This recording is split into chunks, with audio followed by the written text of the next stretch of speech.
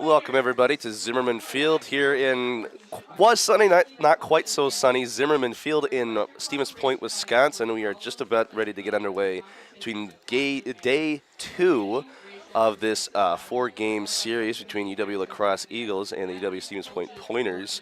Day 1, Pointers took game 1, 11-1. They run-ruled the Eagles after 7 innings. They fell game 2, 8-4. Kind of interesting to see how today is going to go. They're starting the junior Jacob Meinholz on the mound. 2.25 season ERA, 19 Ks on the season, 30 wins, no losses. He had the last start against Platteville a week ago. That was a pretty good series from them. So I'm kind of interested to see what's going to happen today. Starting pitcher for La Crosse, Owen Anderson, has had a pretty good season as well. It's going to be I hope it'll be a pitcher's duel. It'll be very interesting. Either way, Ashton, thoughts for today? Yeah, it's going to be an interesting time because usually from what I've been seeing from the Pointers this season is that they'll have one game where they absolutely just shut out, lights out their opponent, run rule them. And the second game, it's usually a lot more closer. And especially in this case, it's a little more volatile, in my opinion, because they're playing against UW La Crosse, who is number 13 in the nation right now. I think they're leading the WIAC currently. It's either them or Whitewater. Currently leading the WIAC. Which Stevens Point is number 2 in the WIAC currently with a record of, 18-8? 18-6? If I take a look right now, I think they're like 22-11 right now. Yeah, they're 21-11 right now. 12-6 in conference play. 12-6 in conference, so that's pretty good. They are coming off a loss, as we said yesterday. They're 11-2 at home. I think yesterday was their first home loss. It was one of them at least. I'm correct in thinking that. So no, yesterday was their second one, I think, because they only lost one game yesterday. But who was their first one to then? Huh? Who was their first one to then? If you give me a little bit of time to look. Hang on a moment. It's probably Oshkosh or Stout. No, Oshkosh was they were both away. Oh, wait, no, it wasn't Platteville. No, it was Lawrence. No, they lost correct. to Lawrence in extras. 10 innings, 16-17. I forgot about that one. Van Ness with 3 home runs. I think Van Ness and Bradley Comer combined for 8 home runs that game. Multiple RBIs. Well done from them. It's just the pitching could not. They couldn't really hold up. Could not keep up, and that's unfortunate. But I think they went all the way down into everything. So we're going to take a little bit of a break here for the national anthem.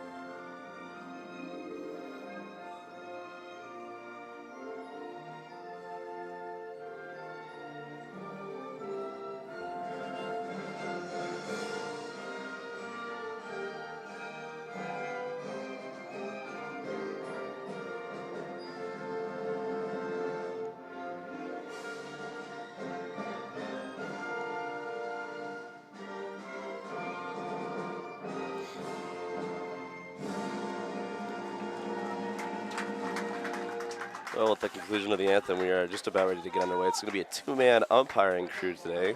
I have my own opinions about the 2-man umpire crew, especially for college games. My opinion feels like there's more room for mistakes, and usually that's what happens either way. We're going to see what's going to happen. Yeah, and they actually didn't show up till like 10 minutes before the game. We didn't see him for a while. We did not see him for a while. First up at the plate is Nate Witt, the center fielder. He's a junior from La Crosse. I think he's having a good season. He's the leadoff hitter. Yeah, you would assume so, right? You would assume so, but you never know. Either way, he will face Jacob Meinholz, who has the career that we just detailed for you.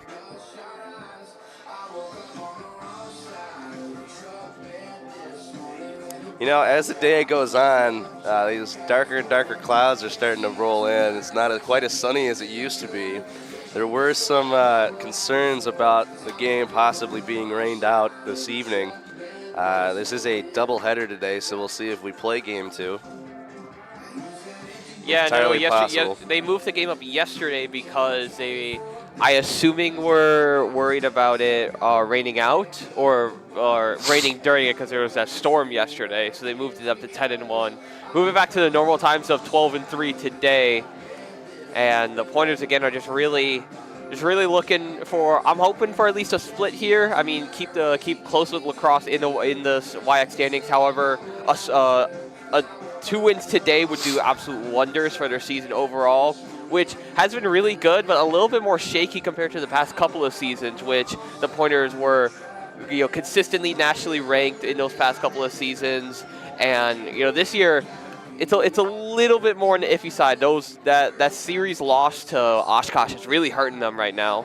Well, Oshkosh is also nationally ranked. Are they actually now? They are a nationally Because I remember ranked when we team. played them, they were like 12-12. They were like 500. Well, back then. they're not a bad team, is my point. Especially in the WAC. No, that's fair. In the WAC, it's a very difficult conference, especially for baseball and hockey. And every single game, you can't really assume that one team is going to win. Nate Witt steps up to the plate. He has 43 hits on the season, 3 home runs. As we are ready to go here in Stevens Point, 11:59, the official start time. So we're actually ahead of schedule technically. I think that's the first time we can say that happened. I know. Yeah, Nate Van Witt with a 3.62 average right now on the season. And the pitch. He'll take that one for strike 1. Just kind of watch that one go by. 0-1 the count.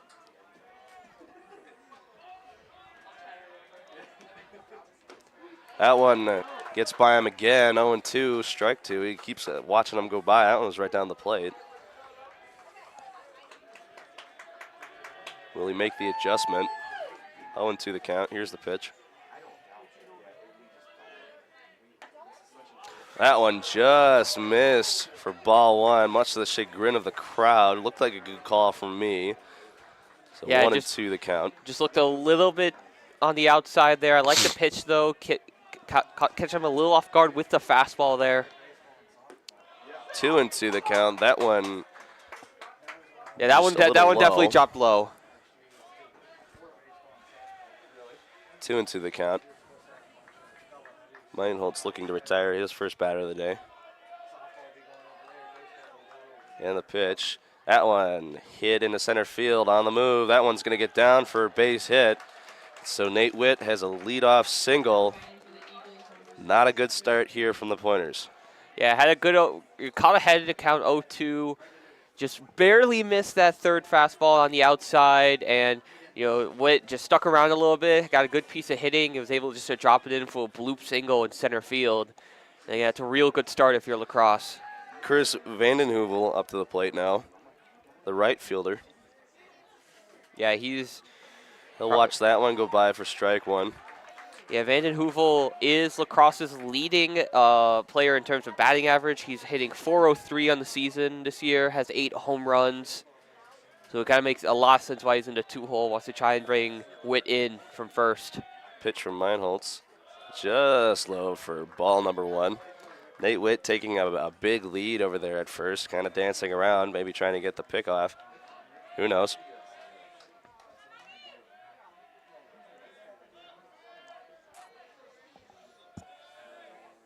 Outside for ball number 2.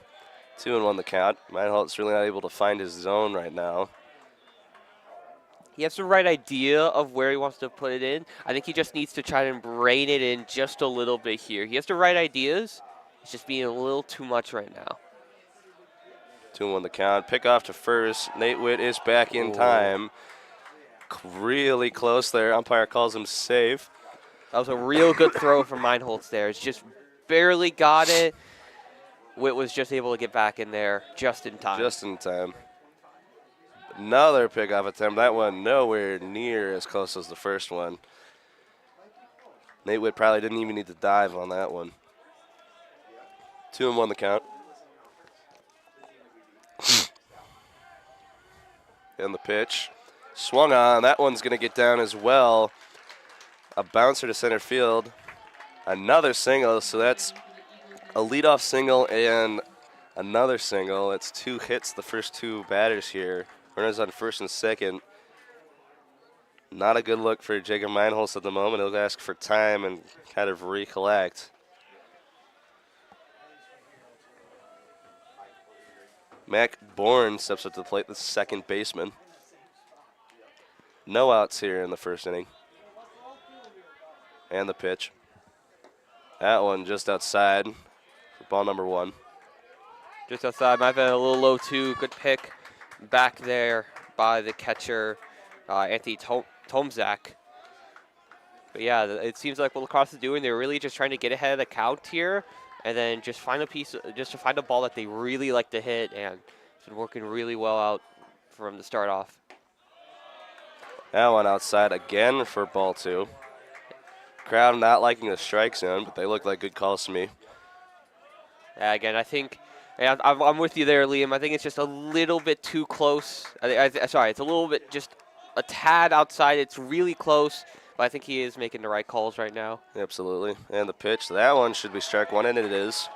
2-1 the count. Yeah, he needed that one bad right there. He just needs to find the zone, find an area where, he might be able to make something work, and just make sure you don't get behind 3-0, especially with the guy on first and second.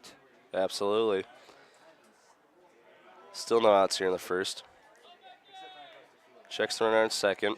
And the pitch. That one in there for strike 2. 2-2 the count now. Meinholz still looking to retire his first batter of the day. Runners on first and second. No outs. Top of the first.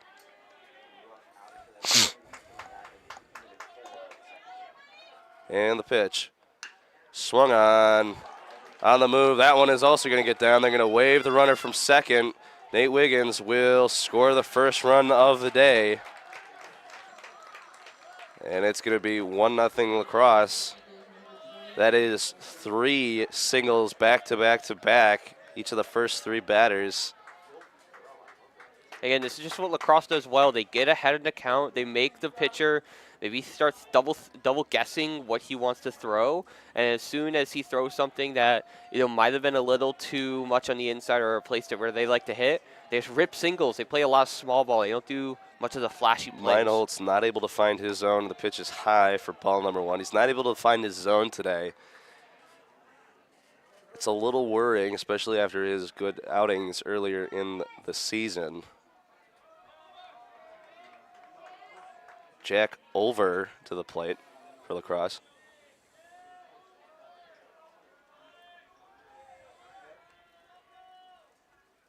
Swing and a miss for strike 1. He was swinging for the fences on that one.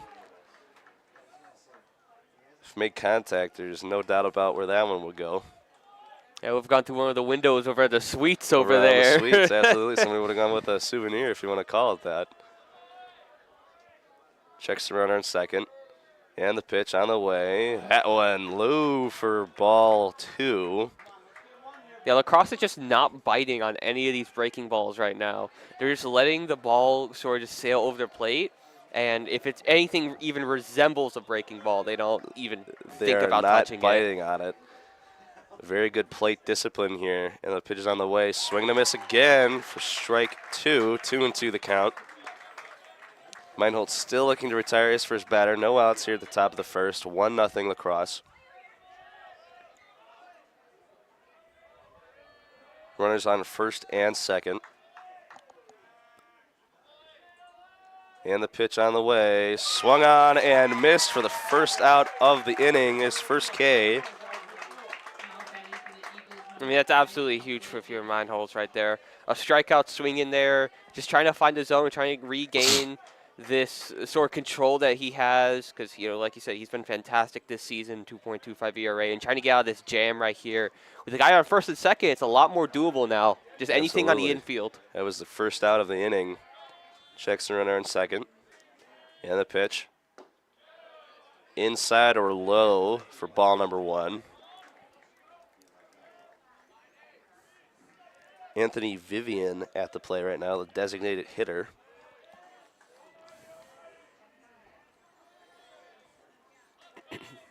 Pitch from Meinholz. Inside. Oh, I'm sorry. They're going to call that one a strike. That'll be the first strike. Might have been a little bit on the inside, but I think he might have caught a corner there, or the end of or the inside end of the strike zone. So, I mean, that's what the ump has been seeing. Might have caught the corner either way. We'll take it.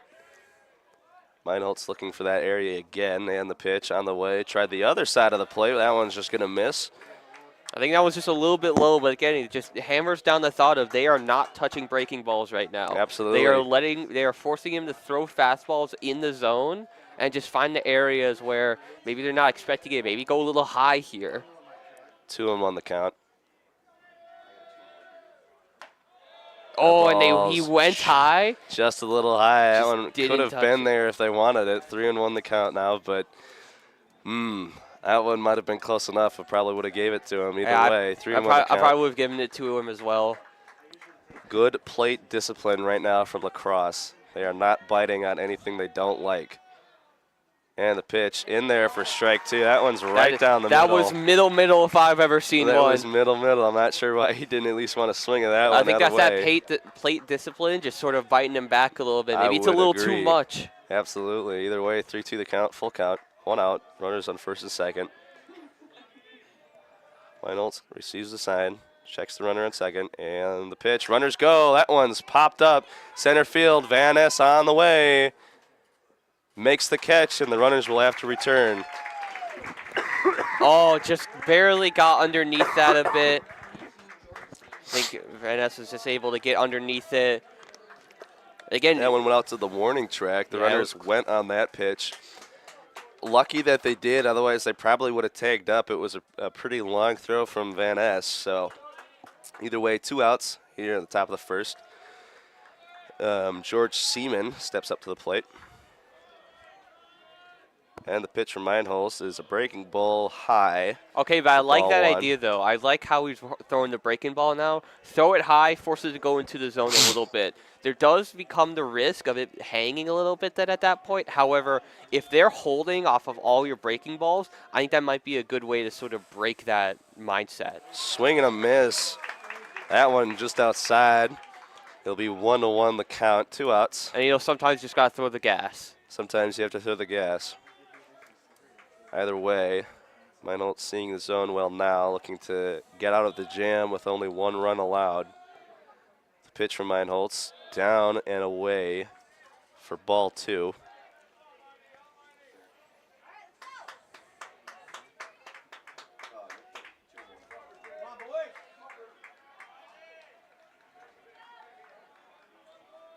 Runners on first and second. That one a little bit of a squibbler up the foul line, but it will be a foul ball for strike 2. Yeah, I think so. Thankfully, that did squibble foul because that didn't look like anyone was really able to get there in time if it would have stayed in the foul line. Kind of it would have been a very difficult play for Meinholtz to make, or Logan Homolka there at first. Either way, lucky he went foul. 2-2 the count, 2 outs. Pitch from Meinholtz, swung on very well. That one's deep center field and gone.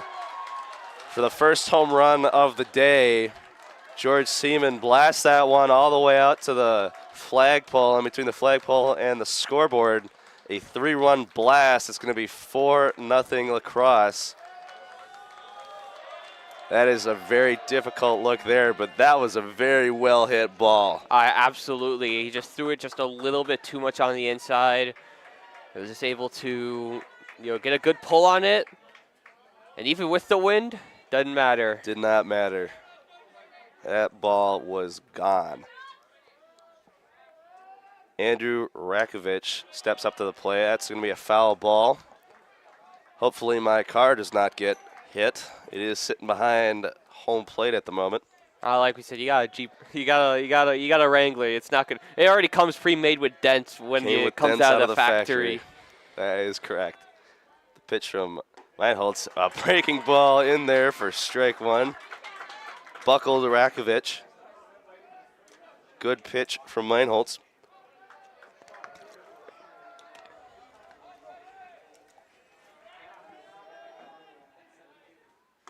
Oh, and swung on. Swung on and missed. Two-seamer. Two-seamer, and that is going to retire the side. Two-seamer on the outside. Absolutely deadly. Damage is done, however, as Lacrosse takes a 4-0 lead off of a 3-run homer from George Seaman and a single by Anthony Vivian. Yeah, with that home run from Seaman, he has now hit 10 home runs this season, leading the team overall in home runs. So known power hitter over there for Lacrosse. But now, something the other way around the Pointers. Again, they're kind of on and off when it comes to doubleheaders. There'll be one game where they just belt 11 runs, and then the other one they'll go like maybe 4 or 5. It's sort of on and off a little bit. So there's still a lot of game left. You still got like 9 whole innings left to go, barring mind any run rules. We'll see how the Pointers try to respond to this if they switch their lineup or anything like that. On the mound, it'll be Owen Anderson Jr. from the Crosse. Yeah, Owen He'll Anderson. face Jacob Booz, first hitter. Yeah, Anderson currently has an 8.44 ERA right now. Not it's 3-1 on the season though, and has pitched 32 innings. Not a great ERA there. No, he has given up 8 home runs this season. So still, the opportunity is there for Stevens Point. We'll see what the strategy is.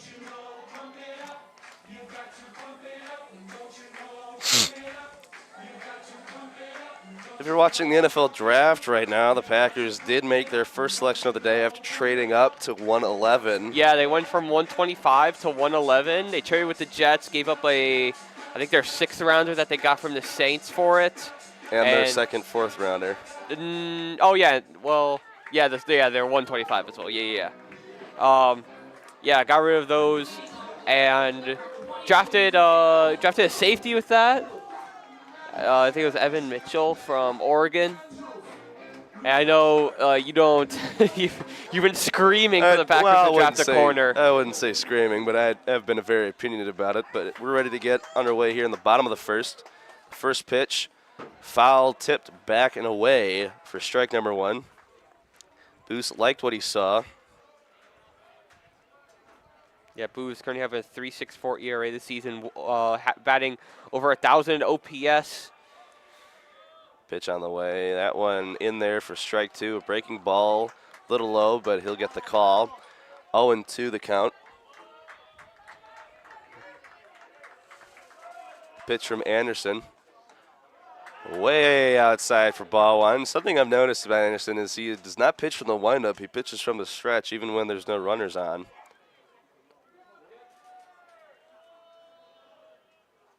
That one swung on. Easy play for the first baseman. That'll be the first out of the inning. Yeah, you say easy play, but I felt like that ball just took a little bit of a nasty bounce, but I was able to stick it in the glove. George Seaman retires Jacob Booz for the first out of the bottom of the first. Still 4-0 UW Lacrosse off of 4 hits.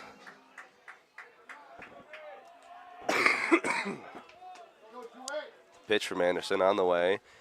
Just outside for ball number 1. Lacrosse not liking that call, but it was the correct one. Just gotta mention it. Anthony Tomczak up to the play. That one in there for strike 1. Tim Erlob had trouble handling that pitch off of a breaking ball.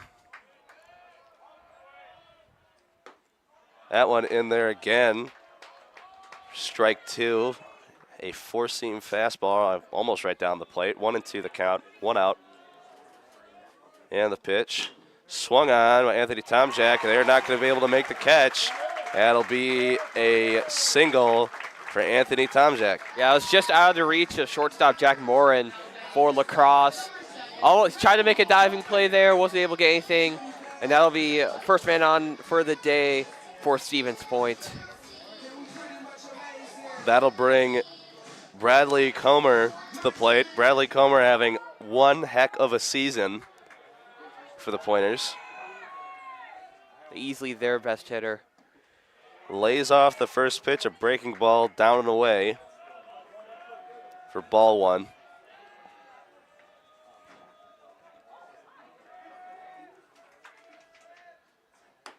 Second pitch outside.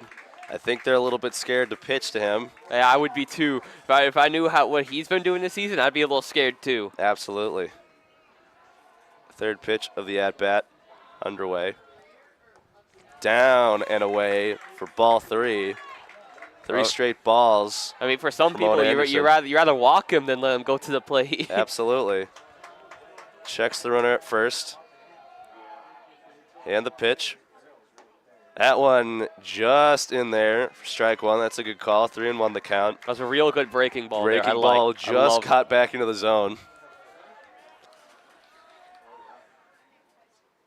Swing and a miss, dropped second strike, but yeah, he wanted that one bad. That'll bring the count to full. Something to note is that Anthony Tomczak on first has zero intention of stealing. Oh yeah, no way he steals here. He has the shortest lead I've ever seen. 3-2 the count, pitch underway, swung on, that one has a chance to get down, and it will. That'll be extra bases and up and over the fence. That'll be a ground rule double for Bradley Comer. That brings 2 in the scoring position. Anthony Tomczak to third. Very well done for Bradley Comer. That's huge. Gets rid of that double play situation right here. Absolutely. And also 9th double of the season right there for Comer. Interesting thing, he has more home runs than extra base hits, or 10 technical extra base hits like the doubles and triples. He's got more home runs than those this season. That brings another big hitter to the plate, Trent Van Es, the center fielder. The pitch on the way, just off the plate for ball 1. 1-0 the count. I wonder if they're going to take the same strategy. He's very afraid to pitch to him. That one high and inside, much to the chagrin of the Pointer crowd.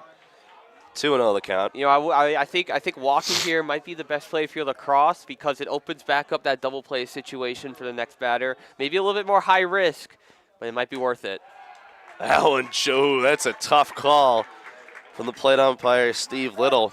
Yeah, they're gonna give Pointers a little break there. A little bit of a break. Yeah, that one might have had it. So it'll be 3-0, 3-0 the count. And the pitch in there for strike 1. Middle. Not too different between those two pitches, but 3-1 is the count now. Runners on second and third. Pitch in there for ball 4. I'm going to say it's just a little bit on the high side there. But again, I think if you're Crosse, you're not that worried about it. Because now, again, it opens back up that double play. Opens up the play at home now. If you're Stevens Point, at the minimum what you want to hit that ball in the outfield so you can bring home Tomczak. But that's the minimum that you want. Meeting on the mound between the shortstop, Jack Moran, the catcher, Tim Erlaub, and Owen Anderson. Wonder what they're talking about. That'll bring Matt Bauman to the plate, the left fielder. Yeah, Matt Bauman just shy of a 300 average, averaging 296, has 4 home runs, 7 extra base hits this season, 6 doubles and a triple, and he's looking to bring home at least 2 pointers here. Pitch on the way, swung on, pops straight up. Third baseman on the way. He'll make the catch for out number 2. That'll be Jack Over to get the out. 2 outs here at the bottom of the first. Bases are loaded. Tyler Soule to the plate, the designated hitter, batting at number 6. Crowd begging for one here. Owen Anderson with the pitch.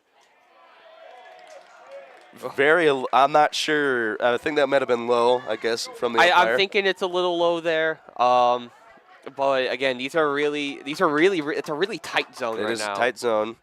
That one also off the plate. Off the plate, I think also a little bit low as well. Owen Anderson not happy with Steve Little's strike zone at the moment. Can't imagine anybody from Crosse is right now. 2-0 the count and the pitch. Okay, yeah, that one's pretty that one's pretty obvious. Played again for ball 3. Bases are still loaded and 2 outs. Tyler Soule looking for his first hit of the day. A base hit will score 1 at the very least, and the pitch. High for ball 4, the walk and a run. The Pointers are on the board. It is now 4-1, still Lacrosse's way. Didn't bite on the cheese there. Let it go. And the Pointers were at least to get out of this inning with 1 run. But they're looking for more with this next batter, number 16, Logan Homolka, 346 average. Doesn't have any home runs, but has 4.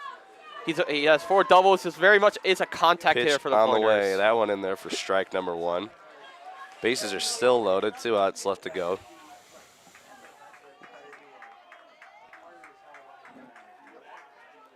Pitch on the way. Swung on. That one is going to get down as well. That'll score 2. They're going to wave around the runner from second, and the Pointers close to within 1. I mean, this is what the Pointers do. Again, they just get these runs. They take advantage of these situations. And now they find themselves, after giving up 4 runs in the first inning, making a big comeback here. 3 hits. But they look to take a lead. Still a guy on first and second. Still prime opportunity for Stevens Point. A base hit will score 1. That one in there for strike number 1. Nick Argersinger up to the plate. Pitch from Anderson. Swung on. Well hit to center field. That one will be caught. The final out of the inning, but not before the Pointers crawl to within 1. Still 4-3, Lacrosse's way. Bradley Comer with the ground rule double scores 1. Trent Van Ness with a single. Matt Ballman with a single. Tyler Sewell scores a single, drives in 2.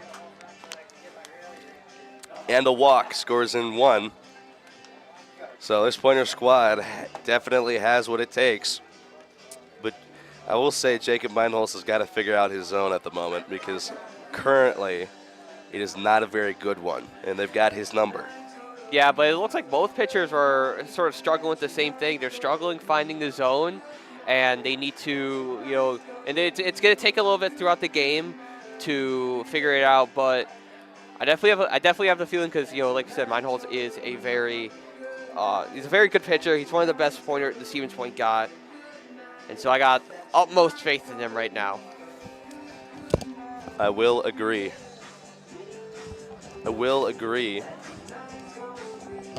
Jacob Meinholz did give up a 3-run home run in the first inning to George Seaman.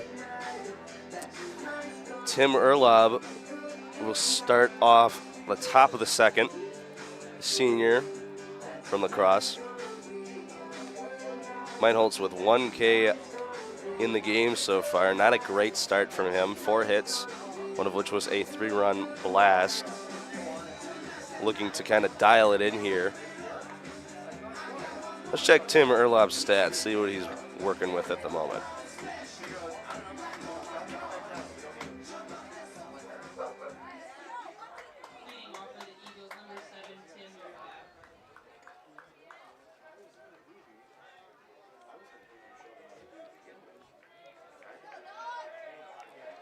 He has a .263 average on the season currently.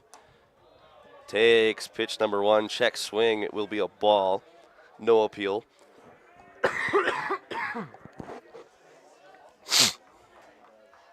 1-0 the count. And the pitch. Low for ball 2. Pointer crowd does not like that call.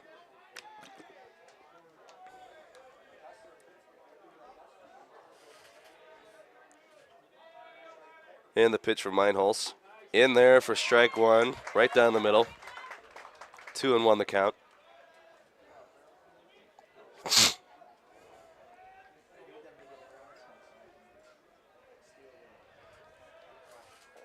And the pitch.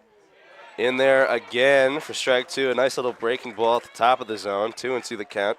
Something to note is that Tim Erlob does not have any home runs on the season and very little hits.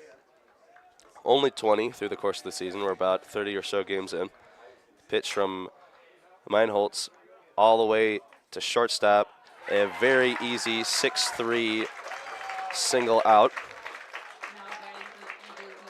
Connor Olson very easily got a handle on that one. A routine play to retire Tim Erlop.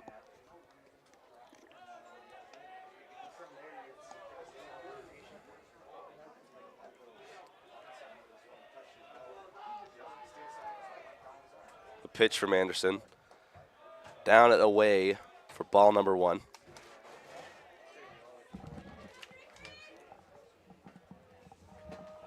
We'll go down to the bottom of the order for Jack Morin, the shortstop, batting at number 9.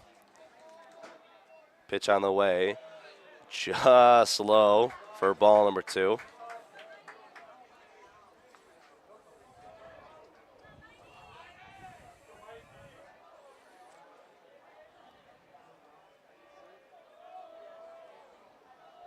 To another count. Pitch on the way.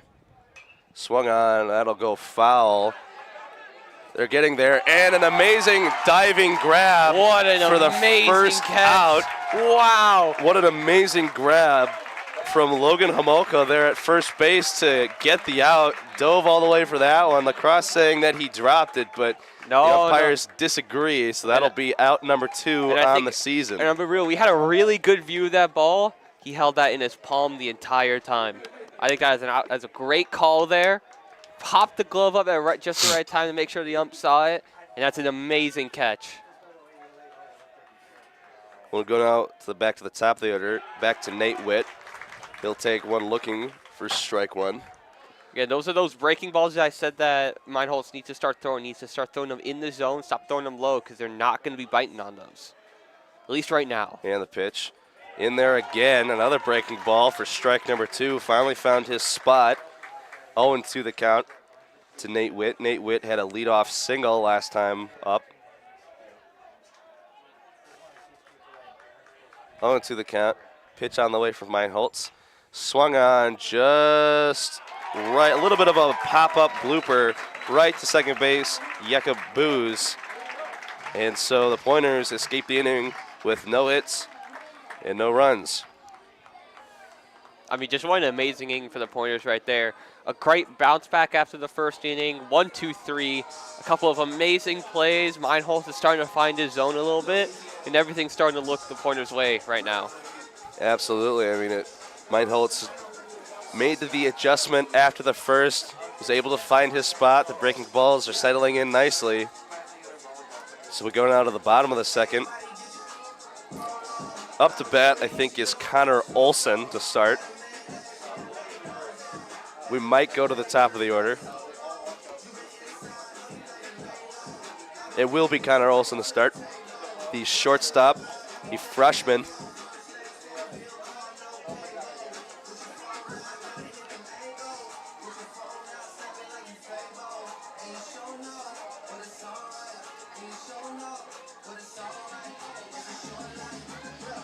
He'll make his first appearance of the day.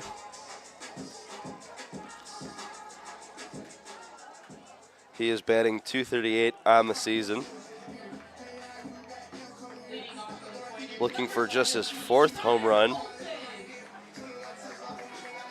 Looking to start the Pointers off strong here in the bottom of the second. Pointers only trail by 1, 4-3 the score.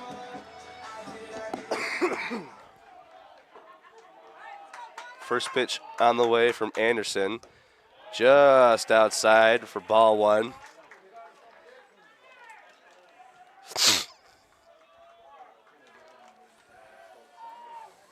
Second pitch, high and away for ball 2. Good eye from Connor Olson so far.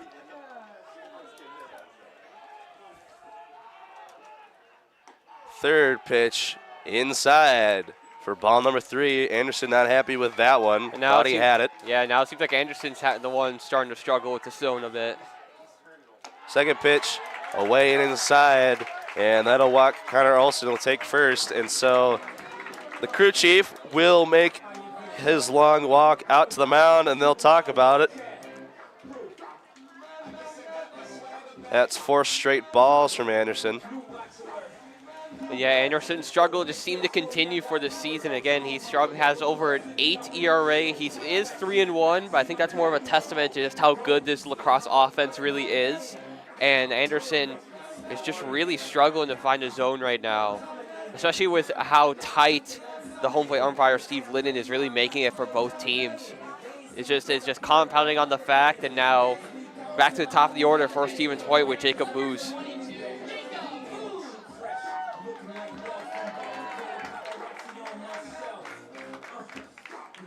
Pitching coach Travis Hendrickson walks back from the dugout. There will not be a pitching change. So I would be faith in Owen really Anderson to be able to surprised get out of this inning. I'd be really surprised if there's a pitching change right now. Pitch on the way. That's a well-hit ball. Center field. They're on the move, and they managed to get underneath it. That was a well-hit ball all the way out to the warning track, but it was nothing that center fielder Nate Witt could not handle, and that'll retire first batter of the day, Anthony Tomczak. I'm sorry, Jacob Booz. Now up to the plate is Anthony Tomczak, catcher.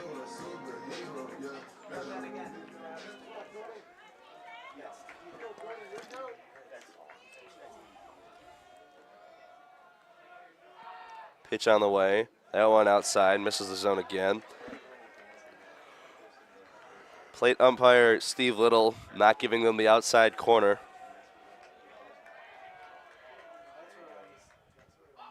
Second pitch on the way. That one in there for strike one. Bit of a talking from the dugout right now.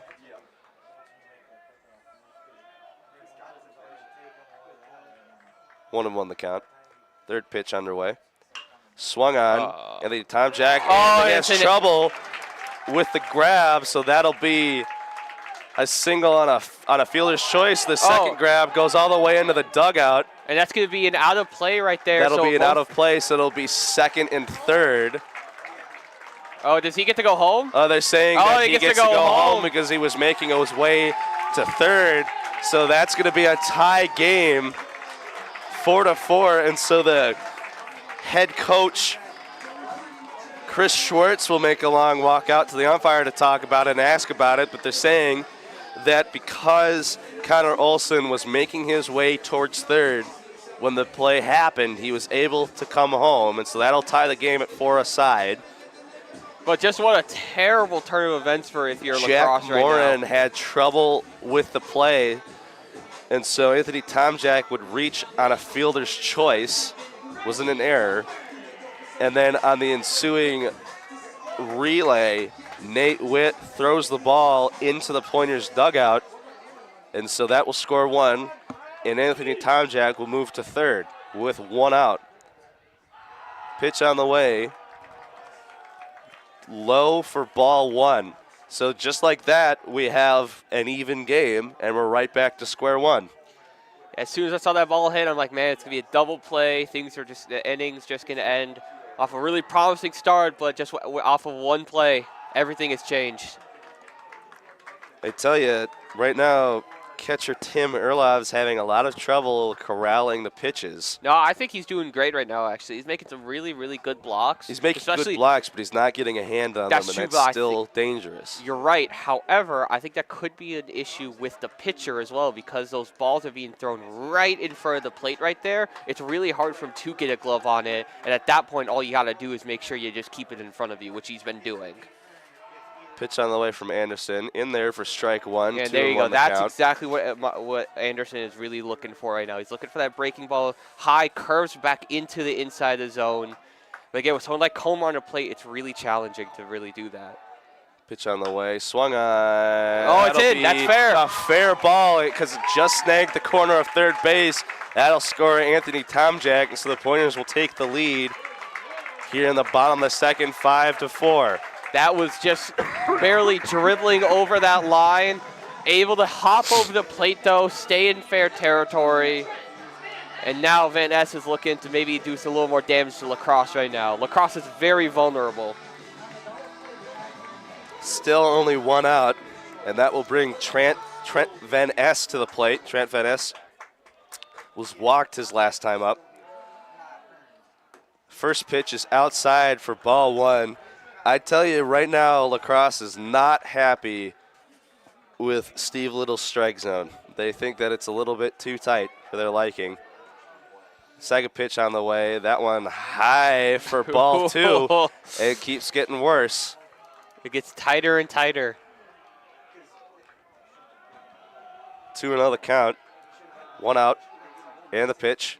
That one swung on, foul. That one will probably get all the way back out to the road. You're probably going to hit your Jeep. Really hope it did not get that far back. But either way, that'll be 2-1 the count, 1 out. And Bradley Comer at first probably has no intention of trying to steal at this point in time. Anderson checks the runner, goes towards the plate. That one low. Dude, for ball 3. The framing is not doing any favors for La Crosse right now. Even still, I tell you, La Crosse is not happy with this zone at the moment. Anderson swing and a miss from Trent Van Ness. Went high and inside, and he was managed to jam him. Wanted the high cheese. That was, if he made contact, that one's gone. I'm telling you that much.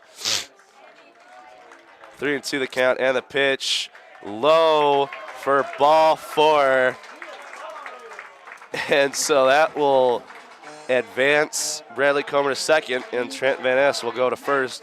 And again, at the same time, La Crosse is still not happy with this. No.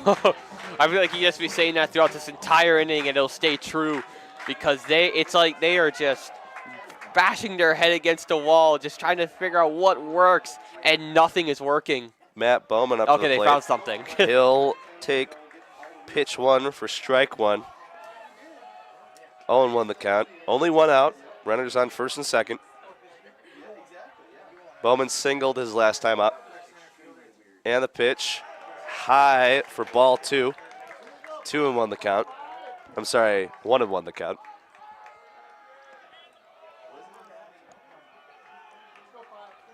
Anderson looking to get himself out of the jam. That's not going to help him. Pitch 3 as ball 2. Anderson, I think, is getting very frustrated right now. He's thinking he's getting the corner. Yeah, you can see La Crosse bullpen starting to warm up right now. He'll take pitch 4. That'll be extra bases, and it will score at least 1. I'm sorry, they're going to hold him to 1, but either way, Pointers will take a 6-4 lead as Bradley Comer crosses home plate. Yeah, I definitely was not going to get extra bases on that. It was a little bit just in front of the right fielder for La Crosse, Chris Vanden Heuvel.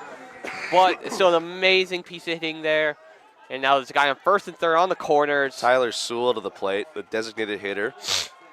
Took the walk. That walk did a run last inning. And the pitch. Takes strike 1 even off the check swing. Good call. I'm pretty sure that one caught it. Yeah, no, that was a very, very good pitch right there.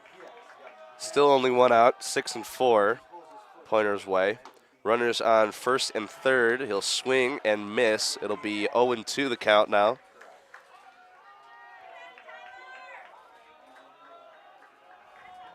And the pitch.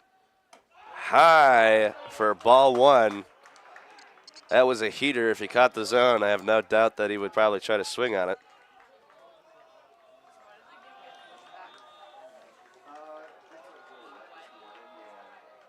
And the pitch.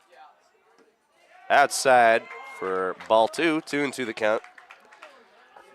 I believe you're right. It does appear to be that the bullpen is warming up for La Crosse. And the pitch. A little bit of a beaner. Oh, Takes a terrible bounce. A terrible bounce for Mac Bourne to field. That'll score 1.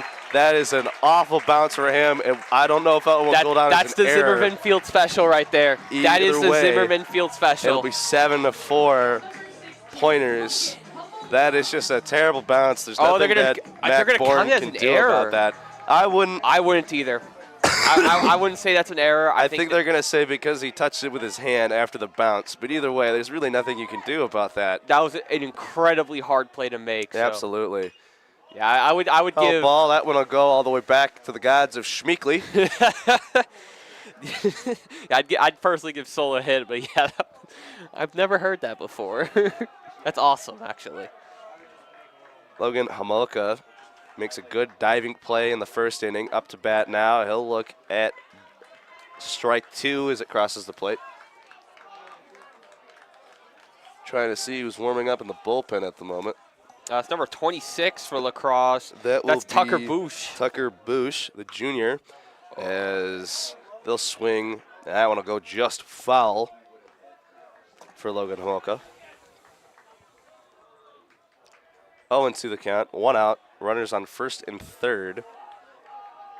Anderson is still trying to get out of the jam. And the pitch. Outside. Lays off that one for ball 1. 1-2 the count. That one high and outside. That's no doubt that one was a ball. But they're not letting them run on the first and third right now. They're just gonna keep on the corners for Stevens Point. Ball 2, way outside. 2-2 the count.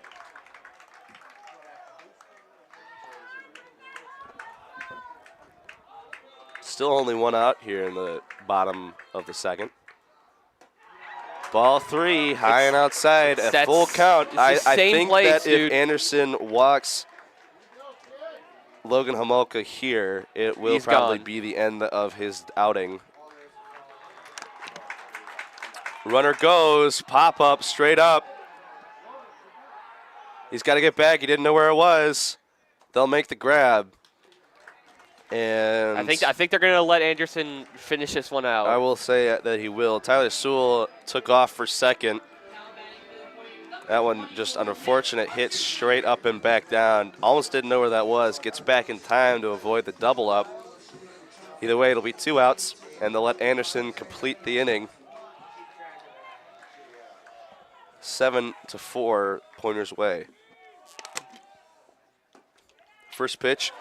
Oh, a late call for strike 1. I Looked don't off know. the plate. The Pointers crowd not happy about that one. I mean, I guess the big thing is that even if it is a strike, he hasn't been calling that all day.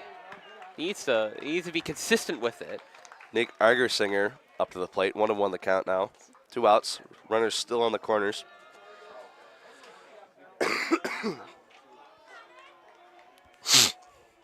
And the pitch. In there for strike 2. 1-2 the count. A good breaking ball. That was a great pitch right there. Really just hugged on that inside corner the entire time. Didn't leave. Was able to get a good one. And the pitch. Swung on for strike 3. And so Anderson eventually gets out of the inning, but not before the Pointers score 4 to take a 7-4 lead. And we'll go to the top of the third, but I actually do still think that might be the end of Anderson's outing he's gone here tonight. Yeah, there's no way he keeps going into the third inning. More than likely, we will see Tucker Boosh on the mound to start the fourth. I'm sorry, the bottom of the third. Yep. And we'll see what the Pointers do. That was a pretty good inning for the Pointers. I'm pretty sure they went through the batting order twice. Not yet. I don't think so. I think it got up to it started with Connor Olson, went up to Boosh, and then ended with Nick Argersinger. So it almost did. Yep, almost did. They almost batted around, but I mean, technically, they did. All 9 players were able to get in that bat there, but it was a really good inning for the Pointers there. Again, they're able to take advantage of the frustration from Anderson there, because again, he's just had a very frustrating season overall. He's been able to be 3-1, but it's been, be real, just from stats alone, hasn't been to the help of him. It's been mainly due to the batting. I mean, arguably. There were a couple that were just terrible bounces. I agree. Absolutely. We saw Jack Morin had trouble with his, and then a terrible throw from Nate Witt. Scores 1. That's not his fault. And then a bad bounce from Mac Bourne goes down as an error in the scorekeeper's book. Either way, none of that can really be attributed to Anderson, as they're supposed to be routine plays, but it will. Those plays did indirectly score at least 3, and so 7-4 is the score. Yeah, Meinhold's gonna be sticking around for at least a little bit longer. They're hoping to maybe get maybe like 4 or 5 off him today. It was a rough start, but he really picked it up last inning. So hoping for some more greatness from him in the third inning.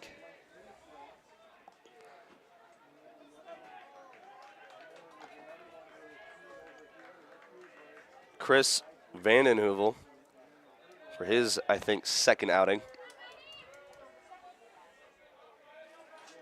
Singled his last time up. Takes pitch 1 for strike 1.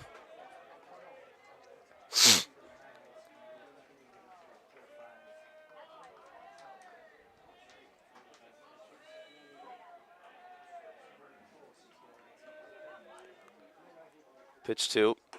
Outside for ball 1. 1-1 the count.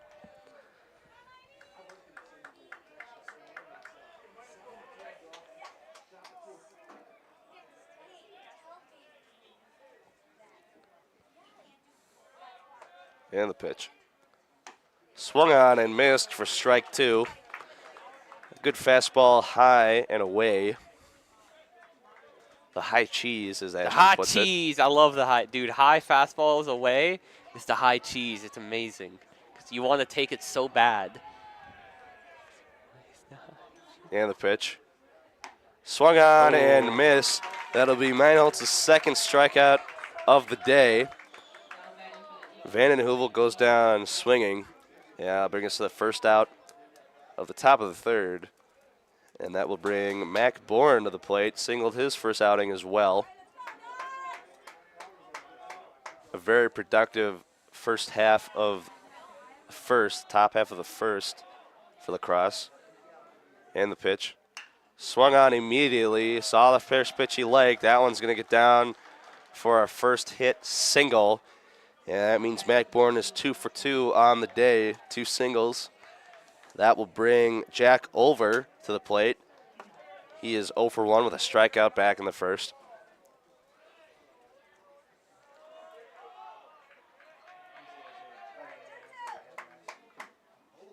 And the pitch. High and outside for ball 1. 1-0 the count.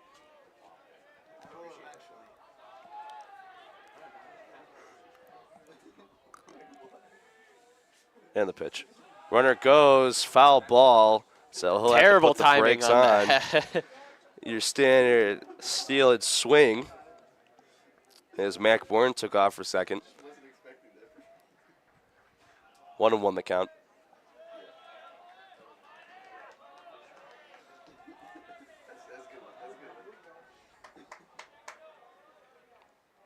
Runner will not go this time, but it will be in there for a strike. So 1-2 the count. I definitely have a feeling, though, that he might go after this one even. I mean, he's definitely not afraid to run, so he might go now. Check the runner at first. It seems the Pointers felt the same way. Mac Bourne back in time. He'll be safe.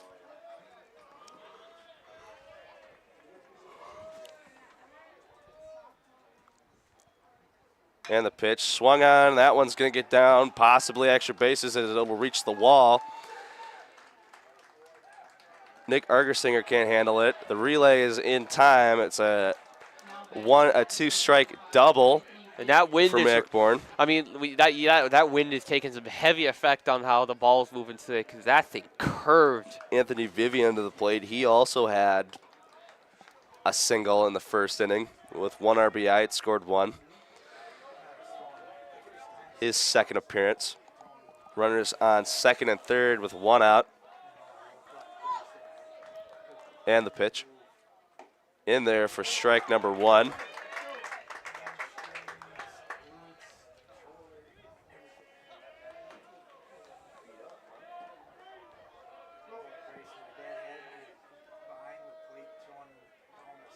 First pitch on the way. Not in there for strike 2. Chagrin once again coming from the Pointer crowd. Neither side happy with the umpire strike zone today, but that's baseball.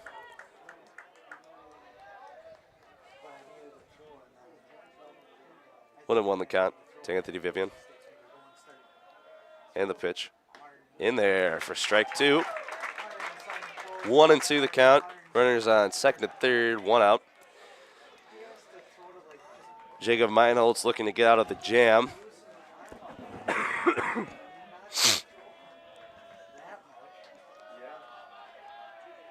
And the pitch.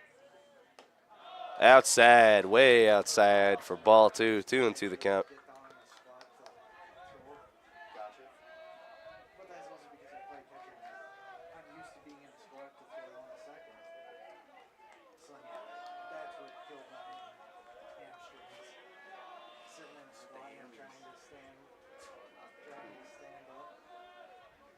And the pitch swung on, not able to corral it. That will score 1 as it gets past Connor Olson at shortstop.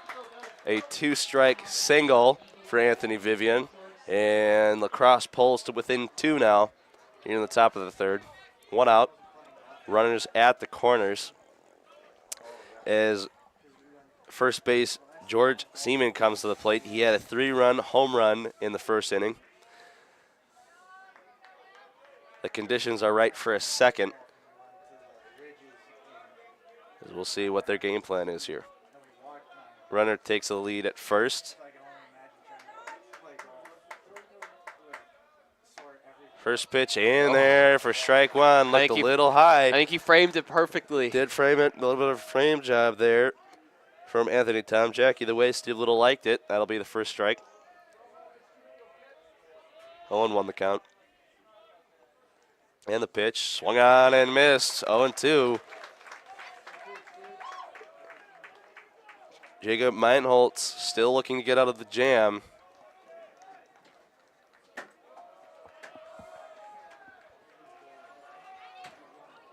And the pitch. Outside for ball 1. Good eye from George Seaman.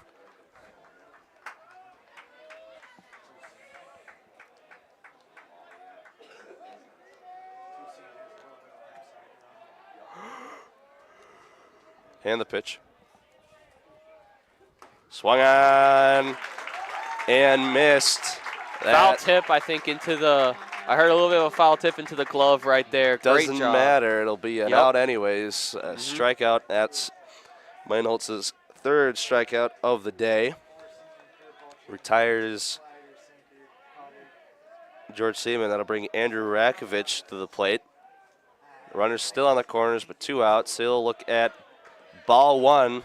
Lays off of it. Anthony Tomjack not happy about the call.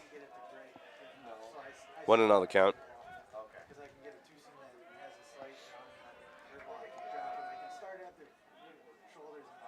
And the pitch.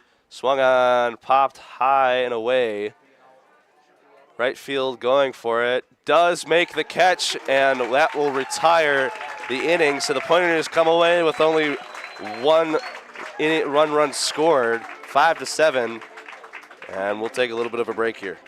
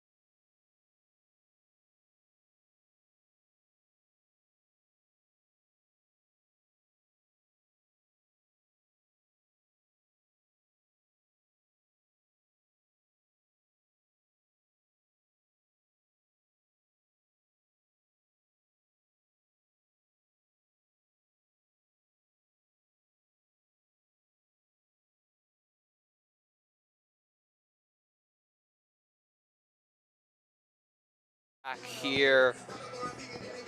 We're at the bottom of the 3rd inning now at Zimmerman Field. Up to the bat here again. Last inning. The Pointers are able to bat around, so Connor Olson will be starting it off for Stevens Point again. Meinholz was able to get out of the jam last inning with only 1 run of damage, so they still have a 7-5 lead. The first pitch is swung on, fouled left side. 2-seamer up high for Olson. Olson hasn't been doing the greatest this season, but been able to get on base, and for some people, that's all that matters. It's all about that OBP. Second pitch now. Breaking ball. And just got a little underneath it, and it's going to be a diving catch. And a great catch there by the center fielder, Nate Witt, for Lacrosse. Again, Olson just got a little too underneath that. It was close. But now at least at the top of the inning, Jacob Booz now back at it. 1 out for the Pointers. And the first pitch now. Oh, showed bunt. They're going to give it to him. Yeah, no, I think that was just also in the zone there for a strike. Didn't really matter. Well, I think it's because he offered at it. Technically, it's like a swinging strike. So either way, 0-1 the count. Breaking ball in there for strike 2. Ashton, there's your breaking ball that I you know, like. dude. I'm telling you, it's the breaking ball.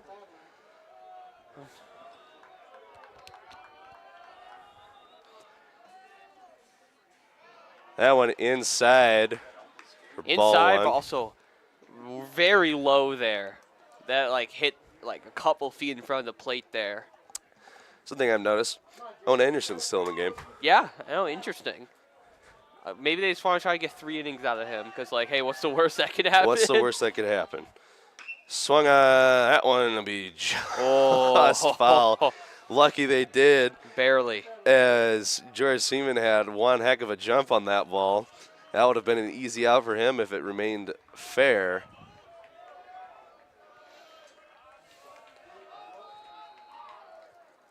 Swung on, and that one will go foul again. Out to the Schmeekley gods.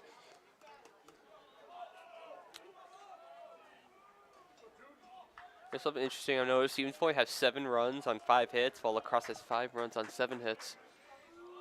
Funny how that shakes out sometimes. Funny. Swung on again. That one back out towards back out towards your Jeep. Back out towards the Jeep. So we'll see if anything happens here.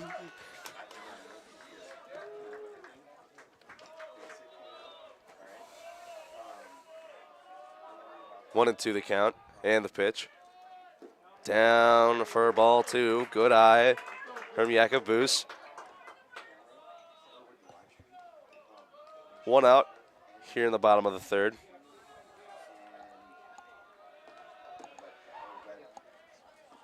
Lays off. That is a tough call from Steve Little. That is a very tough call from Steve Little. Everybody on the field thought that was strike 3, except for the home plate umpire. Full count and the pitch. Swung on and foul. Oh, I think we're in double digits right now in terms of pitch count here. Absolutely. Still a full count with 1 out. He's getting his money's worth out of this at bat. And the pitch.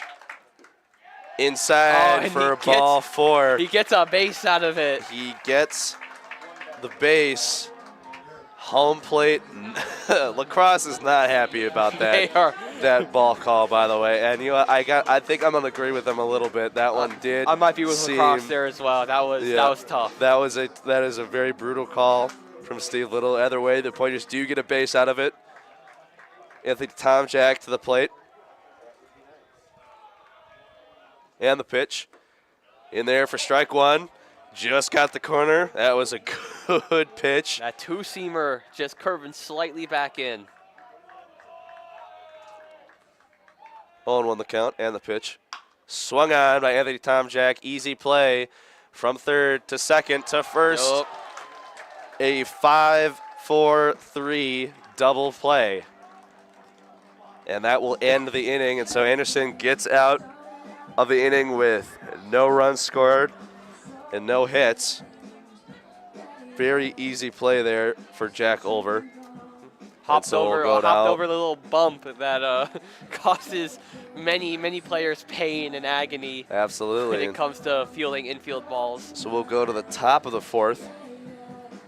5-7, the Pointers lead.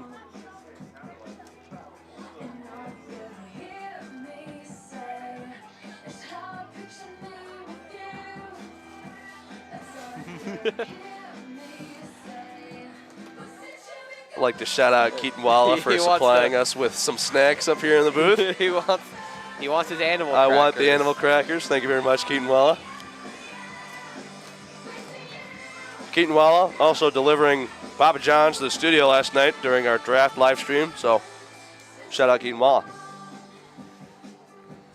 I'm telling you, Meinholtz here. He's gonna try and get 4 and 5 innings out. I think they're gonna try and get 5 innings out of him. As long as they don't give up, he doesn't give up the lead. I think they're gonna try and get 5 out of him. Exactly. Yeah, knock on wood. Knock on wood there.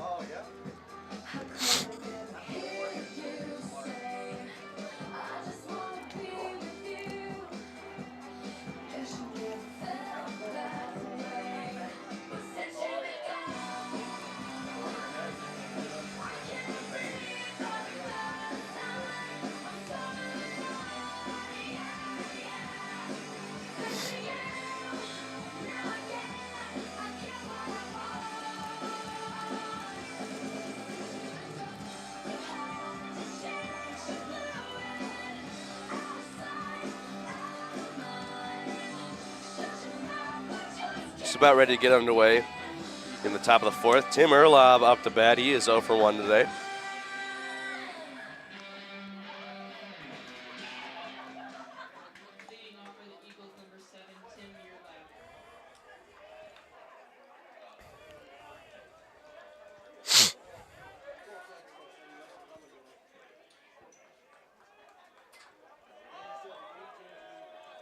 The first pitch from Meinholz. Swung on immediately by Tim. Routine play to shortstop. Across the diamond. High throw. You had to say something. Just stays, I'm sorry, it might stay in play. Does not stay in play. And so that one will advance Tim to second. You had to say something. I did have to say something. I think that was on me. Connor Olson had trouble with the throw. Threw it way above Logan Homolka's head, out of play, and so Tim Erlob gets a fielder's choice double. That is a very unfortunate play, especially for your first batter of the day. Jack Morin up to the plate. He is also 0 for 1.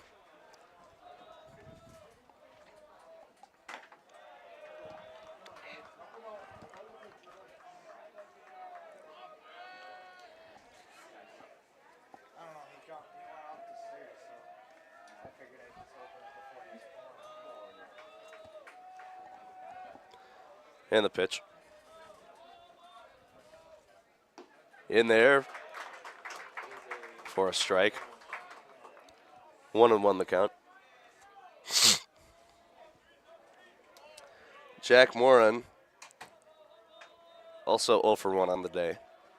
Looks to advance Tim Erlob over there on second. Breaking ball misses his corner. That's going to be 2-1.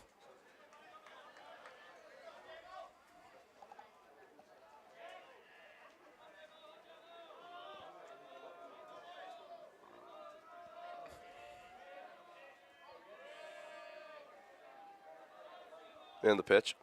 Swung on. Pop up to second base. And that will retire Jack Morin.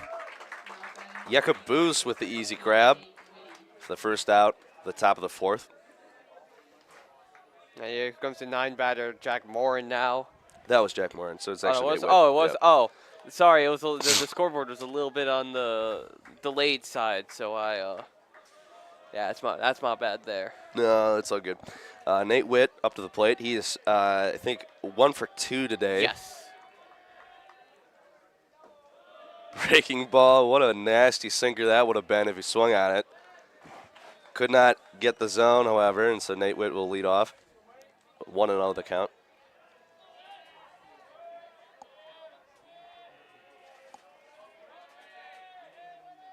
And the pitch. I'm sorry, it was a check on the runner.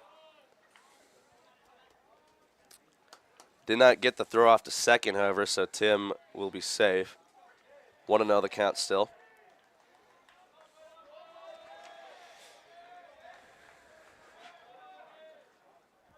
And the pitch. Swung on. That one's fouled away back towards the road, so 1-1 the count.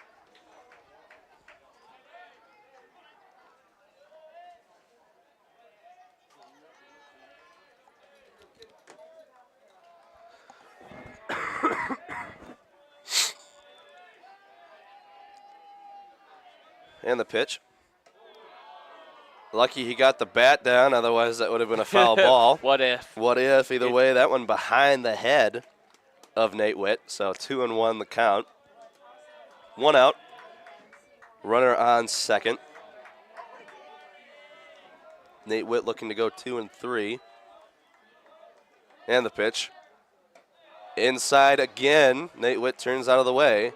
So 3-1 the count. Meinholz having trouble finding his zone again after a good second and a third.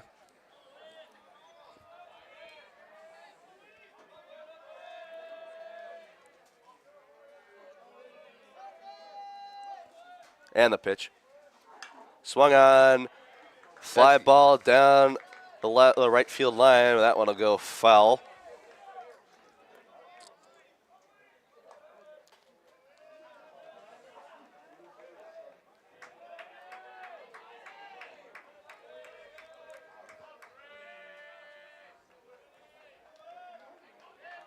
3-2 the count. Runner on second, 1 out. Meinholz with the pitch. Swung on again, back down the right field line. Caught. The runner thought about going, but the throw sails in all the way to third, so Tim will hold up on second. Either way, 2 outs on the inning. Meinholz is starting to get out of this jam just a little bit here. He's able to find the pitches that jam the batters just enough so that no real damage happens, especially after that error that happened right away in the top of the inning to Tim Merlab.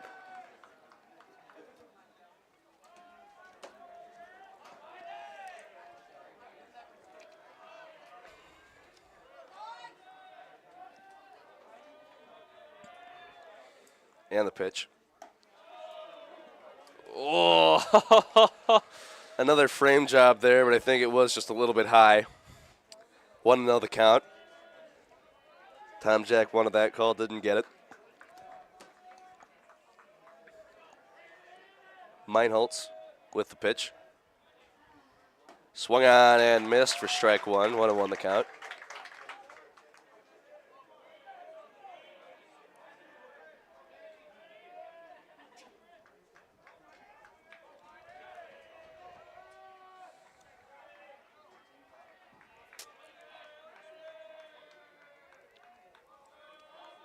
And the pitch. In there for strike 2. A little two-seamer down and inside. Either way, it gets the zone. 1 ball, 2 strikes. 2 outs, runner on second. In this sort of situation, I wonder if you just send Tim and hope for the best. yeah, I think that's what you do here. And the pitch. Swung on, I'm not sure what that was. It might have been a foul tip. It was a foul tip. Yeah, it was Foul tip that Anthony could not grab. It might have hit one of his fingers like in his glove, so he kind of like sort of motioned his glove a little bit of a violent matter because like it hit his finger. So maybe that's why he didn't glove it. 1-2 the count. Swung on. That one's gonna get down into left field. They're gonna send Tim. The throw to the cutoff man is in time, but Tim will score, and so Lacrosse pulls to within 1, 6-7. The score. Chris Vandenheuvel, 2 for 3 on the day now. That'll bring Mac Bourne to the plate. Mac Bourne, 2 for 2.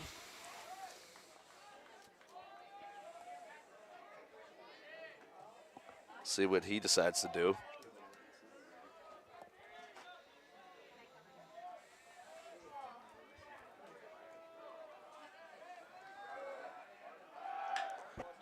Runner goes, but that one is fouled away on the left field line. We're seeing Lacrosse kind of being a little bit more aggressive here with their base running. I think they're looking to tie this inning before they get out of it.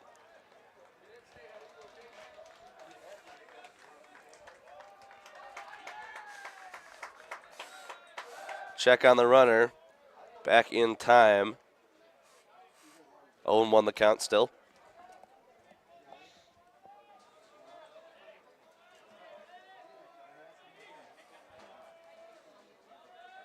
And the pitch. Down and away. Tom Jack can't control it, and so Chris Vandenheuvel will advance to second. His first stolen base of the day. And the first stolen base, I think, today, actually. Yeah, it's the first one today. There hasn't really been any attempts to try and steal bases, so kind of a free gift there for Lacrosse. And the pitch. Thought about that one to lay off of it, and good thing he did. It's a ball, 2-1 the count.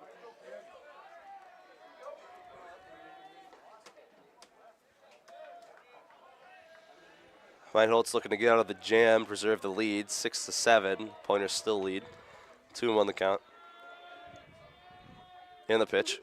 Swung on, very well hit ball, center field. That one's back there, but he'll make the catch. That is Trent Van Ass coming all the way over to make that catch. And that'll end the inning 6-7. Lacrosse gets away with 1. Very dangerous situation there, but they get away with it. Yeah, they're able to hold on after the Pointers were able to hold on to just one run from Lacrosse, especially after the error from shortstop Olsen right away that sailed over the first baseman's head. So lucky they're able to get away with one, but Lacrosse is starting to claw their way back into this. Absolutely. A Point looking to kind of advance their lead now as it's become clear that a big lead does not mean anything because all it takes is a couple innings and we're right back. This is a one-run game.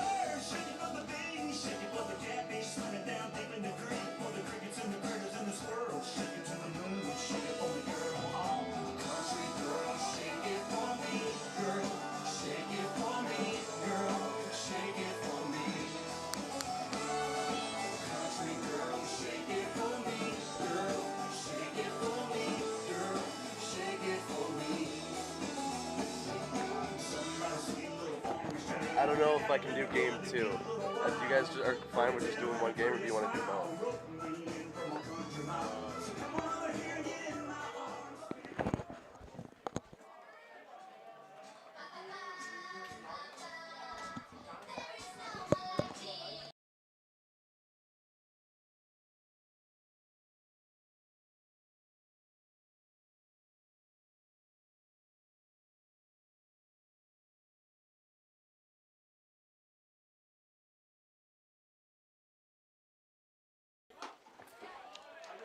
And we're back. First pitch is in there for a strike to Bradley Comer. Comer, I think, is 1 for 1 with a walk. Swung on. That one's down the left field line, giving chase, and he'll make the catch. That'll retire Bradley Comer. That was George Seaman running all the way down the line over into the bullpen. He'll make the catch. So 1 out here at the bottom of the 4th. That'll bring Trent Van Ness to the plate. Trent Van Ness, I think, he's 1 for 1 with a walk. That is correct there.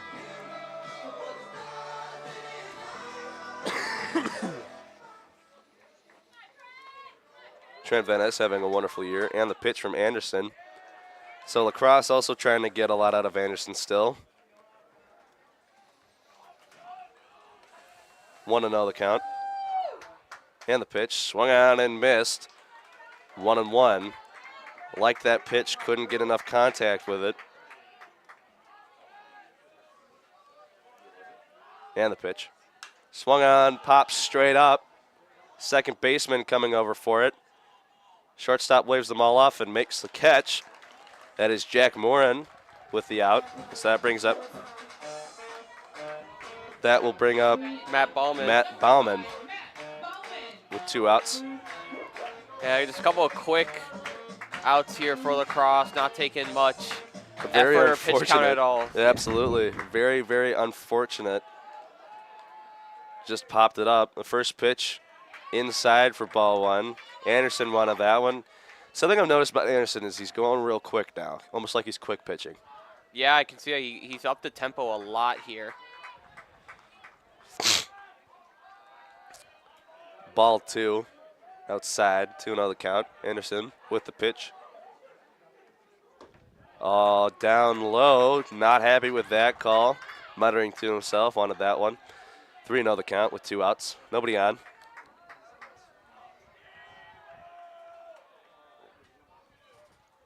And the pitch. Wanted that one. That one there's for He wanted strike it, 1. however, yeah, it's 3-0. 3-0. Just let it go. Matt Bauman really wanted to swing on that one. And this pitch. Swung on that time. That one's going to get through. George Seaman not able to get a glove on it, so that's going to be a 2-out single for Matt Bauman. Yeah, Parnes looking to do some 2-out damage here, especially after 2 quick outs right away. And maybe using Anderson's frustration against him again here. Maybe try and let the pitch count, let the count like rise on its own for a little bit before they start swinging. Maybe. Designated hitter Tyler Soule up to the plate. First pitch is outside. That one was in the dirt. Ball 1.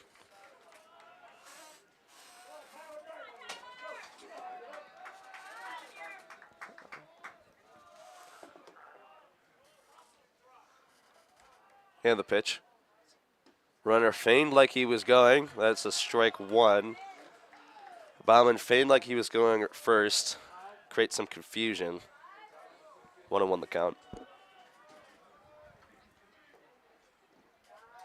That one's in the dirt. Ball 2. Anderson having trouble finding his zone again.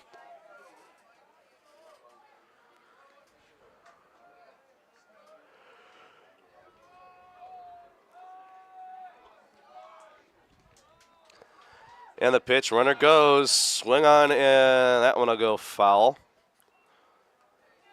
That Bauman was halfway to second by the time that one crossed the plate. Every time, dude, it seems like wherever someone goes, it always swinging foul.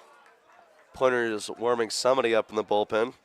That looks like number 23, Tyler Byer.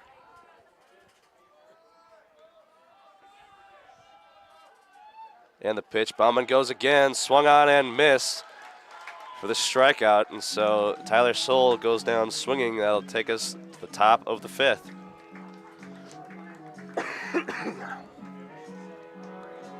It's gonna be interesting to see if they go with the one with 23 going in the bullpen right now. Are they going? Yeah, that'll. So the day is over for Jacob Meinholz. 3 Ks. Did let up a 3-run home run. Score is 6-7. A little bit of a difficult day for him, but he did preserve the lead.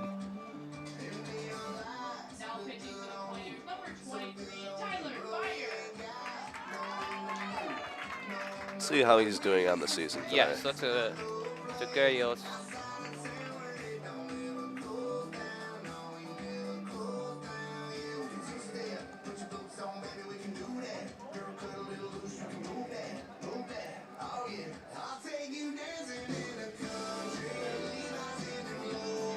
7.4 season ERA. 1 win, 1 loss, and 1 save on the season.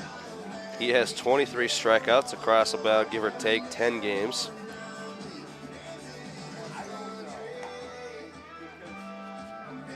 Yeah, they're really just looking for a couple of innings of work out of him today. Maybe get through the 5th and 6th, then start going a little deeper into the bullpen. Depending on how they do, maybe they let him go 3 innings. But they're really just trying to preserve this 1-run lead as best as they can now. Absolutely. I mean, I'm thinking it'll probably be a pitcher's duel, as there is also somebody getting warmed up in the lacrosse bullpen. So the day might be over for Owen Anderson as well. Both pitchers had struggled their first, second innings. Crosse scored 4 in the first. Pointer scored 3 and 4 in the bottom of the first and second. And Crosse has slowly crept back into the game with 1-run innings in the 3rd and 4th. Score is 6-7. 8 hits, 3 errors for Crosse. 6 hits, 1 error for Point. As we are going to get ready to go here at the top of the 5th. Up to bat is Jack Ulver, who is 1 for 2.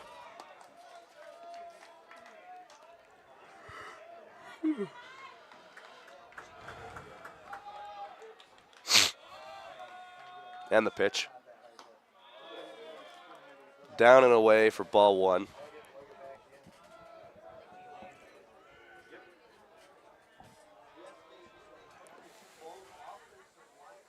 Second pitch outside for ball 2.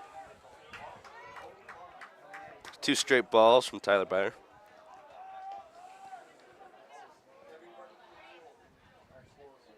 Swung on and missed for strike 1. A good little change up there. Great break. Great change up there. Looked like he was going down the middle, then immediately just cut back outside.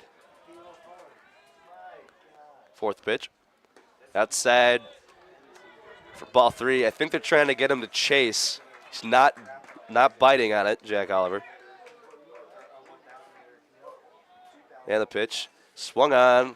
That one fouled away. Not quite going. Not quite for Schmeekley. Hit some of the trees there along the 3rd baseline. So I'll stay in the park at least. 3-2 the count, no outs. And the pitch. Fouled back again. That one starts the road.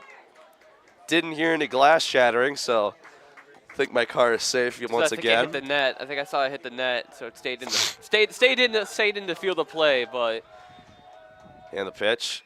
Swung on out to center field. Trent Van Ness on his horse. That one's going to reach the warning track. Will be a double for Jack Ulver as he has trouble with that one as that one goes all the way out to the third base line. I think that might have been a wind thing there. I'm going to be real. The wind has just been brutal today. It has been brutal. So either way, that was not a great throw from Trent Van Ness.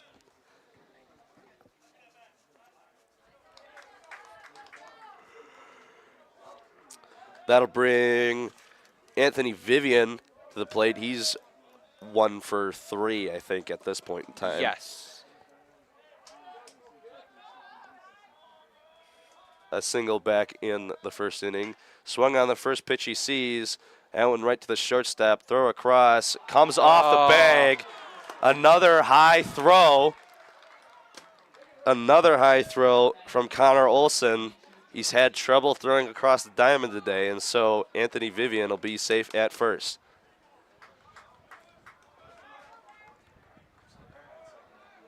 He's just been struggling today. That one might have been a product of the wind or something, but it still doesn't mean you're supposed to make that throw there. It's just too far off the bag, and that's 2 runners now in this game for Crosse that shouldn't be on. And the pitch. That one in there for strike one. A little bit of a late strike call. Either way he gets it. 0-1 the count. Runners on first and second. No outs. That brings George Seaman to the plate. George Seaman with a 3-run blast in the first inning. Went down swinging his second time out. That pitch is just outside, trying to get him to chase. Did not bite on it.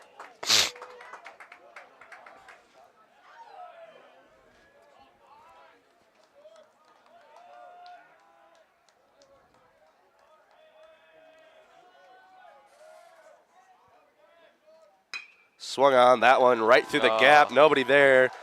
That'll score 1. Anthony Vivian rounds second, and he'll be in. I'm sorry, that was Jack Ulver around second. He'll be in there, and so this game is tied at 7 apiece, as that's a single for George Seaman. He's 2 for 3 now. They're bringing Andrew Rakovic to the plate. Tied at 7 aside. 10 hits now for Crosse. And still no outs. Runners at first and second for Tyler Byer. Bunt. Oh, that what one is a good bunt, and he'll reach first. What a bunt from Andrew Rakovic. Nobody was expecting it, and that'll load the bases. Tim Urlab back to the plate. Had a double his last time up off of a error by Connor Olson. Still no outs. Bases loaded for Tyler Byer. And the pitch. Inside for ball 1.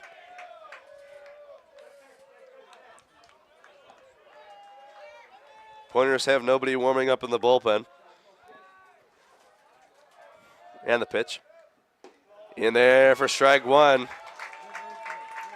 Yeah, he's able to get that call there. He's going to need a strikeout here if they want to make sure, if the Pointers want to try and get out of this jam. Absolutely. They need an out. And the pitch. In there for strike 2. Curve back inside right at the next minute. I think that was a 2-seamer. God, 2-seam has to be one of my favorite pitches. It is just nasty. 1-2 the count and the pitch. Swung on, fouled back. Out of play. Bases are still loaded with no outs.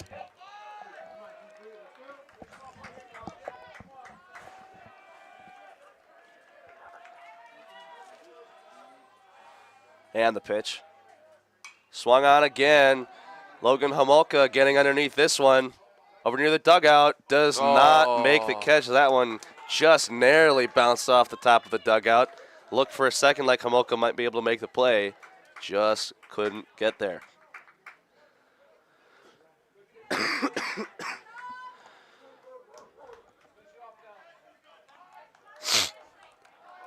Pretty good pointer crowd out here today. Yeah, I mean, it's a good day out. Why not, right? 70 degrees the high. Good day for baseball. And the pitch. Outside for a ball 2. 2-2 the count. Still no outs. I mean, Erlab is making him work for this out here. If the Pointers want to stay in this inning, they need an out here. And the pitch. Swung on. That one's belted all the way back, and that's a grand slam for Tim Erlab. That one just narrowly got out of here. And so the La Crosse Eagles will take an 11-7 lead off of a grand slam by Tim Erlab. What a hit. That is just so unfortunate for this Pointer squad, as that is exactly the type of thing that you had to avoid. I think the wind carried that one out. I'm gonna be real. I mean, we're taking a look at it right now. It seemed like that one just barely got out of here. It barely did. Kind of just hovering a bit. Just narrowly managed to stay in. Either way, Matt Bauman not able to make the play, and the Pointers are going to start warming somebody out in the bullpen.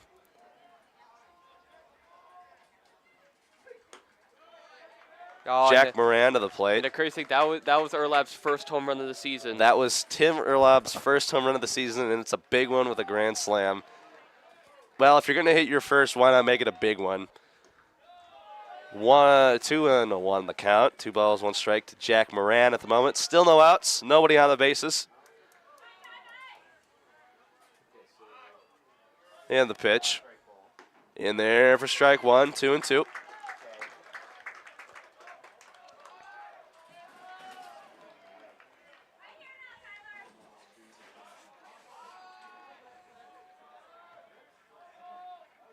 Swung on. That one right back to second base. Takes another bad bounce. That bounce. There's something out there. I'm telling you, dude. Yep.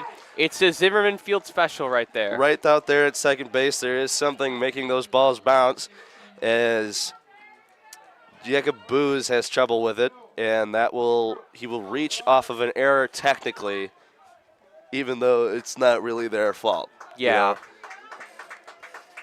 That will bring Nate Witt to the plate. We're back to the top of the order. And the pitch. Showing bunt. That one's still in there for a strike as he pulled back at the last minute. Nate Witt, 1 for 3.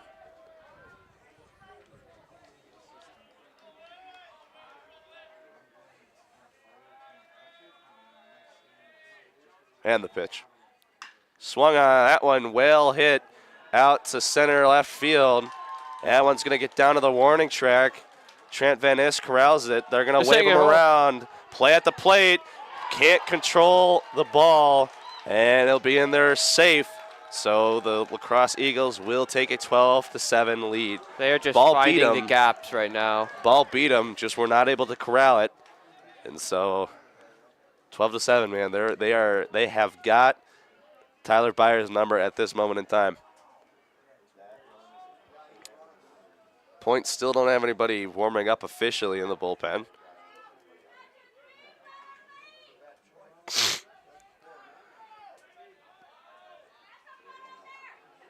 Six runs have been scored. There are still no outs here in the top of the 5th.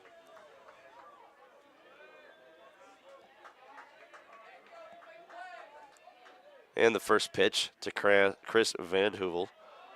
Low for ball 1. Tyler Byer wanted that one. Won't get it.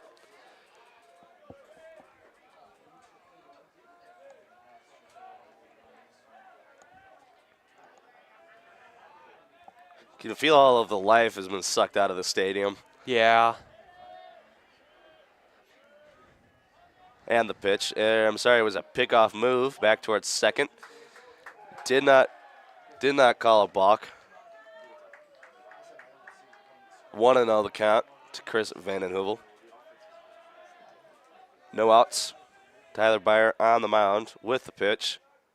Swung on, fouled back towards us, hits the net. 1-1 the count.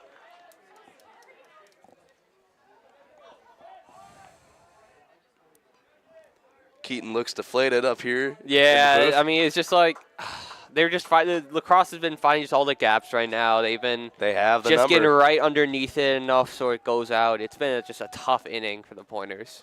And the pitch. Swung on, fouled back again. 1-2 the count.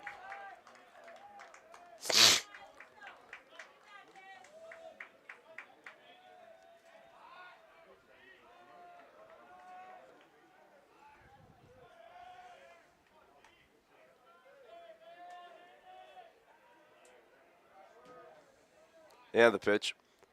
Outside for ball 2. This has been a very long at-bat. It's been a very long inning, and there aren't even any outs yet. There are no outs. 12-7 Lacrosse. And the pitch. Swung on again, fouled back, same spot.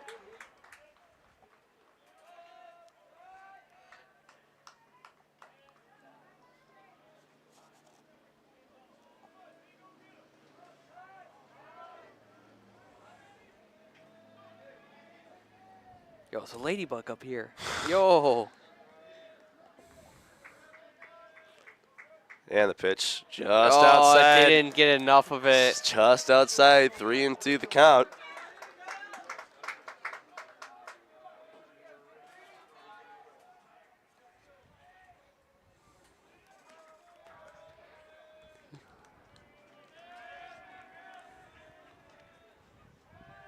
And the pitch. Swung on and missed. Gets him swinging. That's a big out for the Pointers. Chris Vandenheuvel goes down swinging with the first out at the top of the 5th. That'll bring Mac Bourne to the plate.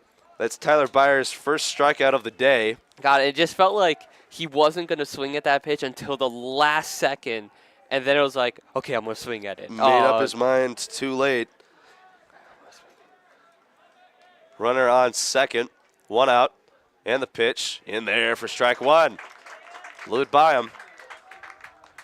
0-1 the count.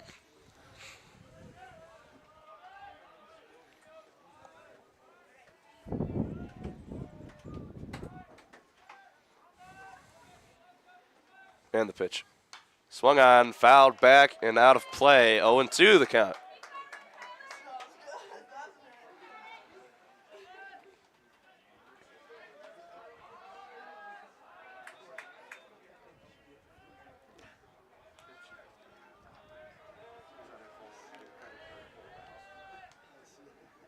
And the pitch.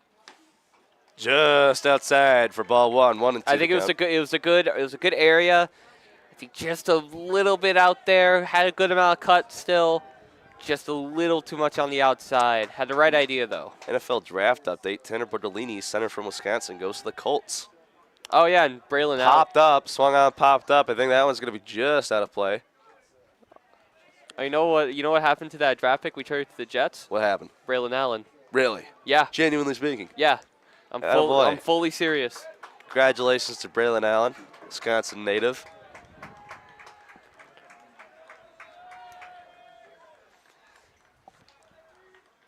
In the pitch. Swung on again, popped up again. That one's going to be behind home plate. Tom Jack trying to make a play. And just outside. It's that wind, bro. It went popped up in the air. Just a it might have stayed in there, but the wind carried it out just a little bit. Narrowly avoided staying in the stadium.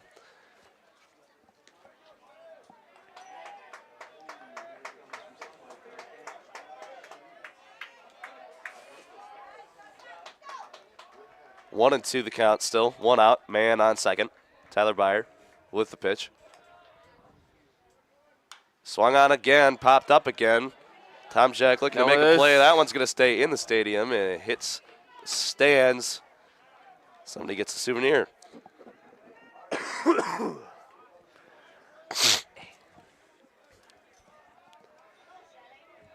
1-2, the count still. It's been the count for a while. 7 pitches.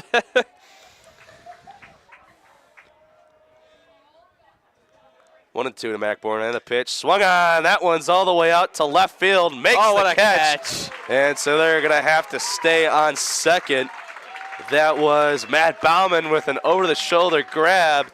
Holds the runner on second. What an effort from him.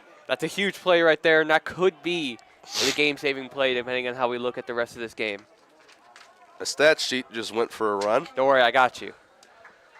2 outs. The door's going crazy. It's windy. Jack over to the plate. Man on second still, and the pitch. He immediately swung on the first pitch he saw. Connor Olson all the way over. Who's got it? Third base does. I definitely thought they were going to collide there So for a did I. second. That's Bradley Comer with the grab to end the inning, but not before Crosse gets away with 6, including a grand slam from Tim Erlaub. And that'll take us to the bottom of the 5th. 12-7 the score from Crosse.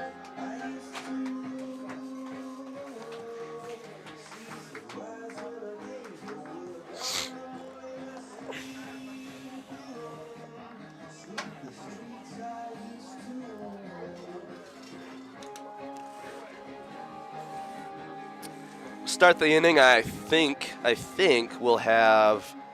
I think it's Nick Argersinger. I'm a little. I'm I think not you might. Yeah. worried about that one. Oh, Anderson is out there again. So I guess they like what they're seeing. They do have somebody warming up in the bullpen, but either way, I guess that they're saying that he's doing a good job.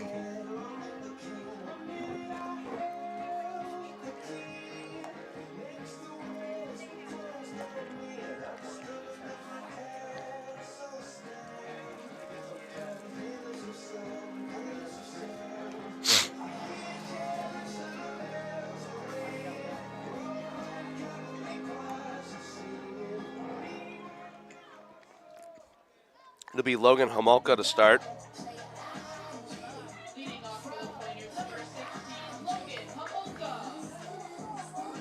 Are we supposed to be getting stats? Are we supposed to be getting stats? I'm okay, thank you.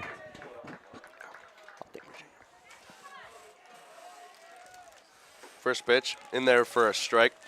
Yeah, I just didn't know if you were supposed to be putting him off or not. That's my bad.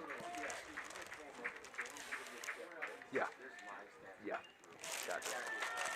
Thank you.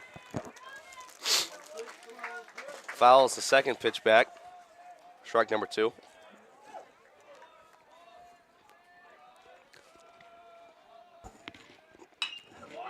Swung on the third one. That one's going to get down for a single. And that's a good start to the inning right there. Just over the top of the head of Mac Bourne. Not able to get up and grab that one. Okay. So that's a leadoff single. So I'll talk to you real quick, Liam. So, depending on how this inning goes, how long do you think Anderson lasts before they start going to the bullpen? Do you think he lasts the inning, or do you think they're going to pull him after maybe they get a few runs off him? We'll see. They do have quite a lead to work with now. It's about 5. And the pitch. Swung on immediately. That one's fouled back and out of play. 0-1 the count.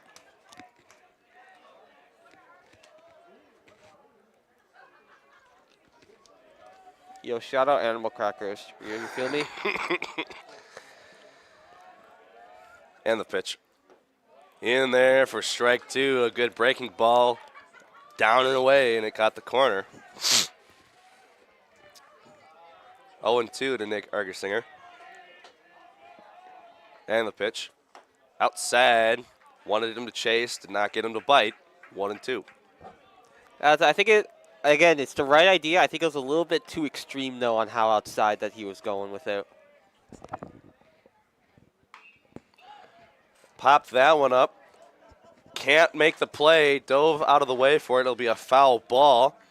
Jack Over came all the way over for it.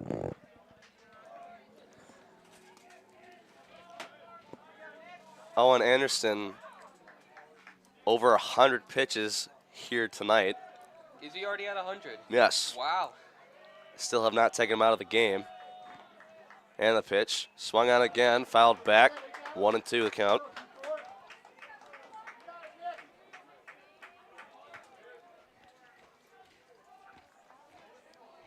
You got to think when they're just going to pull him even for his arm. You know? Right? No, dude. He's the Chad innings eater right there, dude. He pitches 100+ every day. He's got a noodle Swung arm. on. A little bit of a squibbler up to Over. Tries to get the play at second and does. No play at first.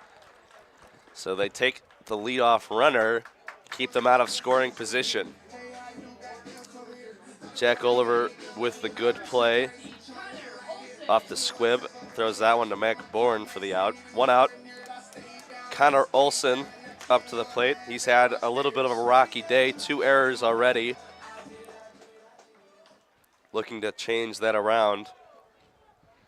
And the pitch. Swung on. Fouled all the way back and out of play. Strike 1.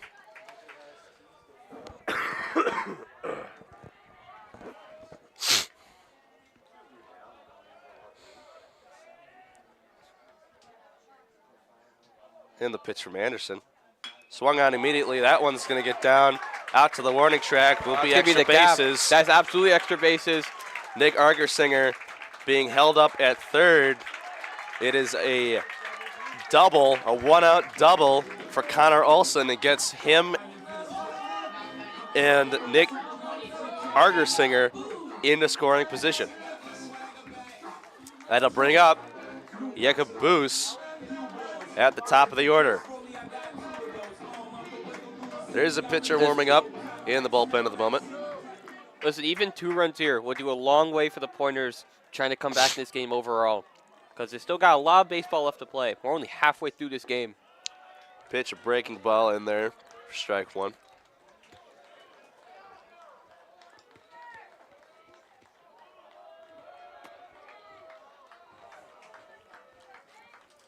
And the pitch swung on. That one's popped up down the left field line. Fielder over to play it. Is he going to get there? He will. The runner will advance. Here comes Argersinger. No play at the plate, so the Pointers will come away with one. It'll be 8-12. Hey, you know what? That's one though. They get away with something here, and that's huge for the rest of the game. Connor Olson holds up at second. He did not advance. Nate Witt retired, but he will get the sacrifice fly. And I'll bring up Anthony Tomjak.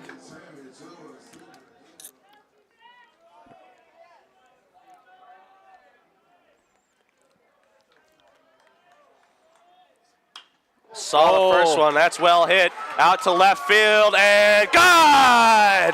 Anthony Tomjak, a 2-run blast. That brings the Pointers to within 2. I think that might be it for Anderson. Who knows? They might. We'll see if Chris Schwartz decides to make the long walk out there. First home run of the day for the Pointers there. And it's a much-needed one as it's now 12-10. There comes the crew chief. There comes the crew chief, Chris Schwartz. And so you have to imagine that Owen Anderson's day will be done. Yep, and here comes the bullpen. About 110 pitches thrown. Noodle arm. I mean, he kept him in it for a while. Yeah, there he goes. And so we'll see who the La Crosse Eagles decide to bring in. Either way, wonderful job for Anthony Tomjak in a really tough situation to get up there and bring the Pointers to within 2. As that looks like it will be Tucker Bush on the mound now for the Eagles.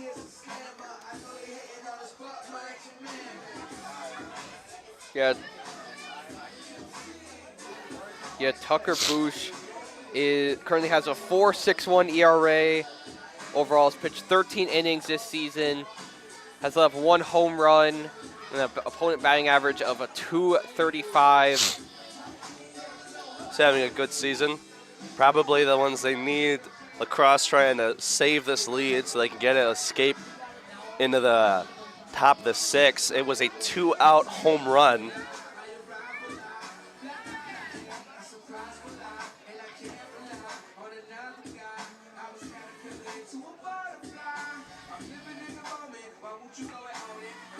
Pretty sure that is the first home run of the day for the Pointers. It's a 2-run blast from Anthony Tomjak. Pointers are within 2 now. I'll be fine if they don't come away with 1 more this inning. There is 2 outs. It will bring Bradley Comer to the plate.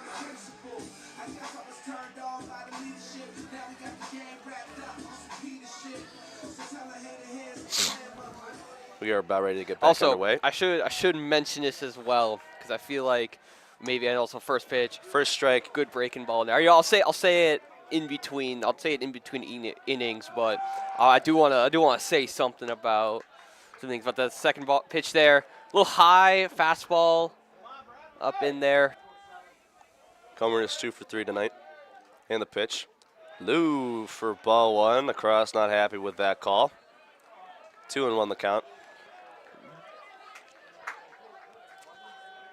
And the pitch. Swung on. That one out to left field. A little bit of a pop fly. It might be difficult to grab. It will be a fair ball. That one just hit right inside. Bradley Comer tripped over himself rounding first. That was a tough play. Neither Chris Vandenhoevel or George Seaman could get out there to make the grab. I mean, that is just such a hard play to make. Because even if you try and make that, it's an over-the-shoulder grab right there, and that was right on the line. So there's a very solid shot that could have been a foul ball. But if it hits the line, it's still fair. Exactly, but it was very close. That one just, I'm sorry, a late strike call there. Trent Van Ness not happy with that one. And the pitch. That one down and away. Ball 1, 1-1 the count. Trent Van Ness.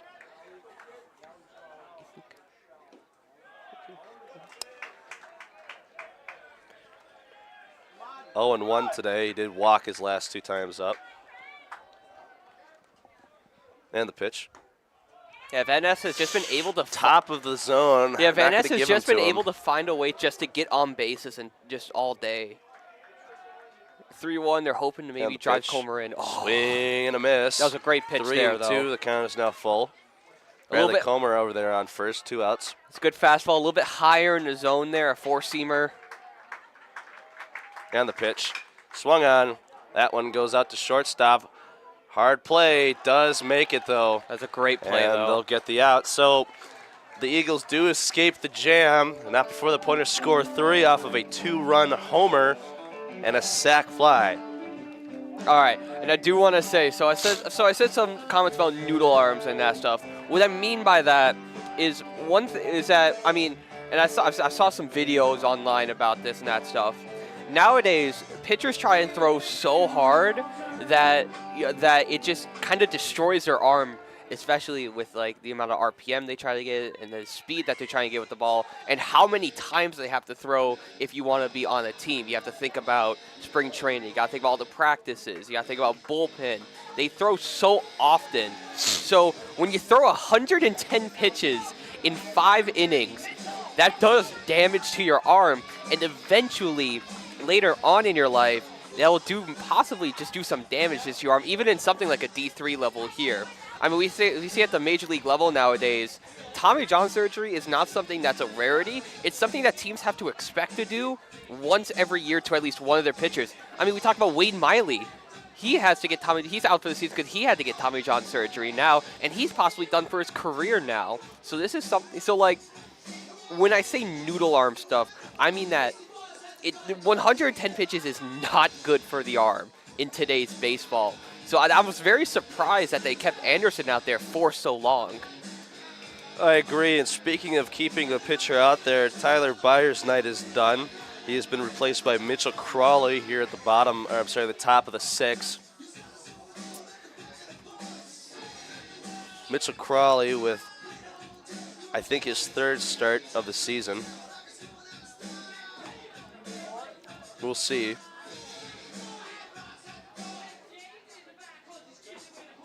I agree with what you were saying, by the way, because especially 110 pitches. 110 pitches in 5 innings is insane. That is very bad for your arm, and so I mean, because that's such a short amount of time too. It is a short amount of time, especially because you're not actually going to be able to use your arm now for at least 2 weeks. Right.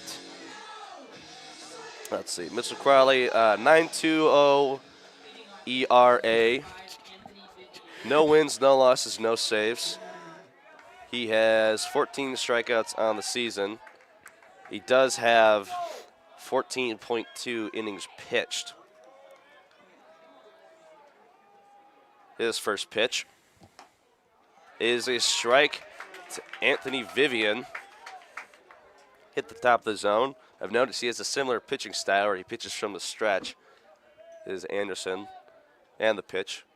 Swung on. Oh, what a pick. Great grab What at a third. pick. Throws across and gets the out. Wow. That is a fantastic play by Bradley Comer at third with the snare.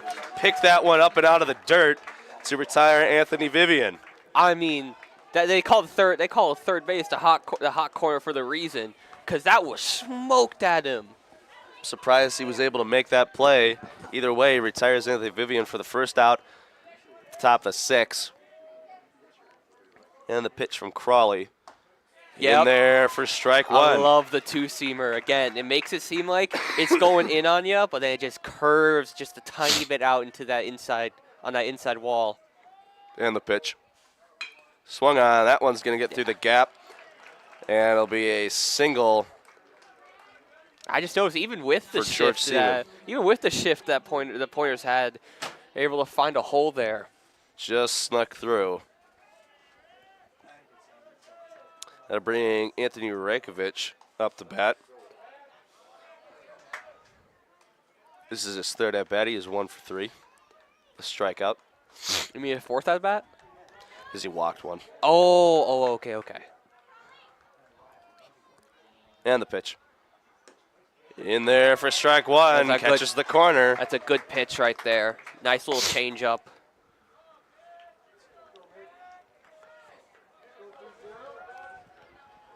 The wind's starting to pick up a little bit here at Zimmerman Field. You can tell because our door at the booth Check is on the runner. He's in there safely.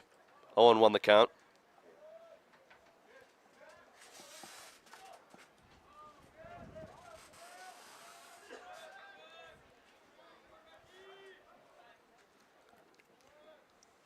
And the pitch. At the top of the zone for strike 2. 0-2 the count. I like it because, again, it makes it seem like the umpires are staying consistent with that strike call. Chris Schwartz, head coach for La Crosse, is not happy with that zone, though. Oh, no, he's not. And the pitch. Crowley looking for his first strikeout. Oh, and him he gets swinging. it. Andrew Rajkovic goes down swinging, and Crowley will get his first K of the day. We call that the high cheese right there. Fastball, high, a little bit on the outside. That's exactly what the batters want. That'll bring it catches him off guard. Tim Erlaub up to the plate. Tim Erlaub, last time up, had a grand slam. First home run of the season. First home run of a season off of Tyler Byer a couple innings ago. With the pitch.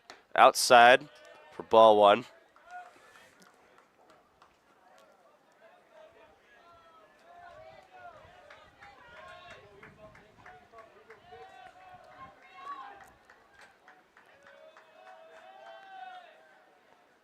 And the pitch. Swung on. That one's fouled way back and out of play for strike 1. That's yet another dent on Liam's Jeep. I'm sure. It's the third one today. You have a magnetic field around your Jeep that baseballs just gravitate towards too. Crawley has come in and made an immediate impact at the pitcher position. And the pitch just outside for ball 2. That's almost a great frame job there by Tomaszak, but it's just a little bit too outside. Getting right idea. It was a good pitch.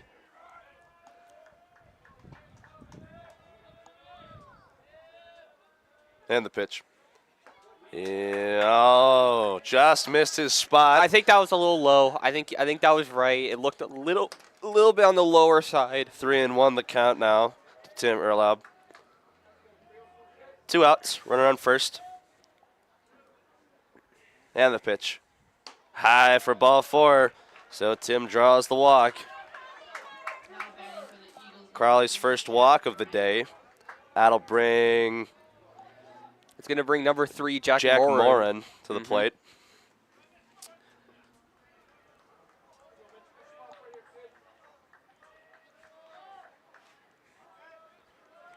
Morin is 0 for 3 at all 3 of his appearances right now. First pitch to him. In there for strike 1. Gorgeous pitch right there. Breaking ball up and then down. 0-1 the count.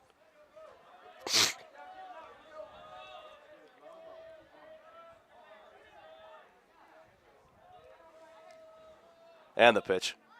Swung on, popped up to second. He'll make the easy grab, and that will retire the side. Oh, and he's pumped up right now. Absolutely. Crawley, again, has been struggling a little bit. Crawley comes in, and he makes an immediate impact here at the top of the 6th. 1 strikeout, 2 putouts, 1 walk, 1 base hit. Either way, that's just what this Pointer squad needed, especially when it's been back and forth the last 6 innings. 12-10, the score. La Crosse still leads, but we go now to the bottom of the 6th. I think first up is going to be Matt Bauman. Yes, Matt Bauman going to be up. And again, Pointers are just showing that they can still hang around with the best of them. Absolutely. As they've been able to do all season. Bauman is 2 for 3 on the day. He has 1 RBI, 2 hits. Tucker Bush stays in the game. We might finally have the pitcher stool that we've been looking for. It might just happen. This game has been going on for a couple hours already. We even started a little bit 2 early. hours. Well, we started exactly 1 minute early. So, a whole minute.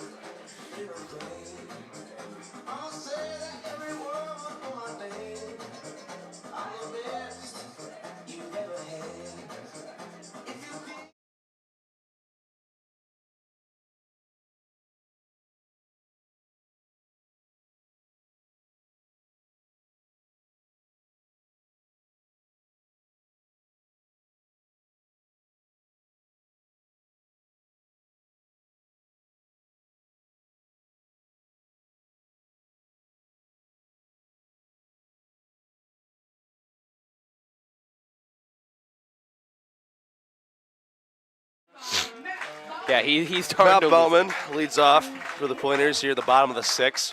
He is 2 for 3, 1 RBI, and the pitch. Ball low and away.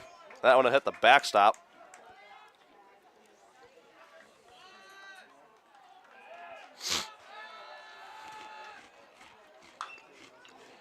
That one fouled away on the second offering.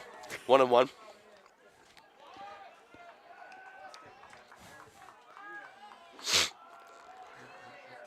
Matt Bauman looking to increase. That one low for ball 2. breaking balls right now. Just not really finding the zone. Pointers are warming somebody up in the bullpen. I don't know. I think they should let Crawley go just maybe an inning or 2 more. But no, not 2. Pitch. That one low again. 3-1 the count.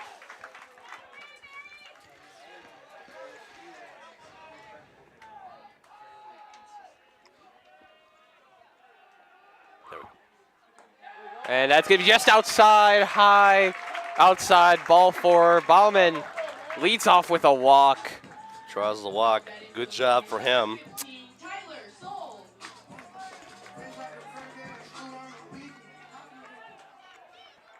And now Tyler Soule comes to the plate for the Pointers. First pitch. And the pitch. Swung on. That one will stay just fair. They'll make the play at first, so Tyler Soule does advance the runner. And you know what? Pseudo bunt. I would say a pseudo bunt. Squibbed that one off the end of his bat. Does advance the runner in scoring position. 1 out. That will draw Logan Homolka, the first baseman. I think you have to imagine if anything goes into that outfield, like if a base hit goes to the outfield, they might try and score this run. They want to try and cut down this lead as fast as they can. First offering was a ball in the dirt.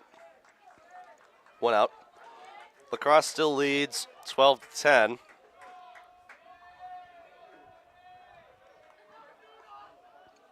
In the pitch. Outside. Ball 2. 2-0 the count. Now it's Tucker Bush's turn to be struggling with the zone a bit. A common theme of today. Third attempt.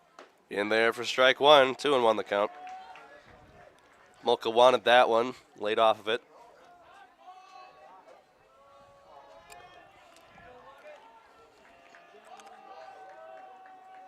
And the pitch. Outside for ball 3. La Crosse really wanted that one. Yes. They are just fighting with these umpires right now. Timeout called. Tucker Bush needs to tie his shoe.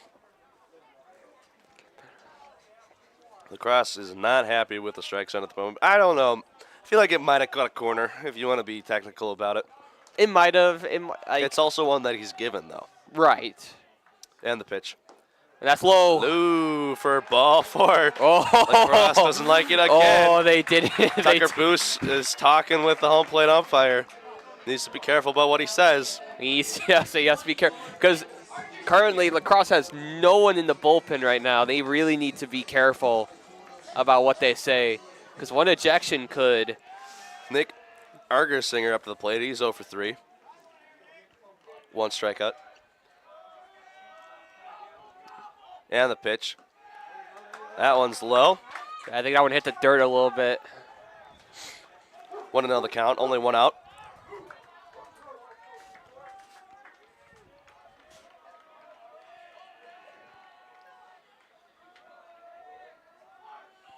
And the pitch. That one's low. 2-0 the count. Oh, and he's heading to the mound. The crew chief wants to take a timeout here. Chris Schwartz makes his long walk out to the mound to talk about it. I think that is 6 straight balls from Tyler Bush. You might be onto something there.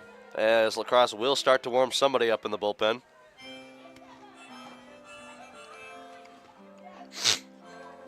Wonder what they're talking about.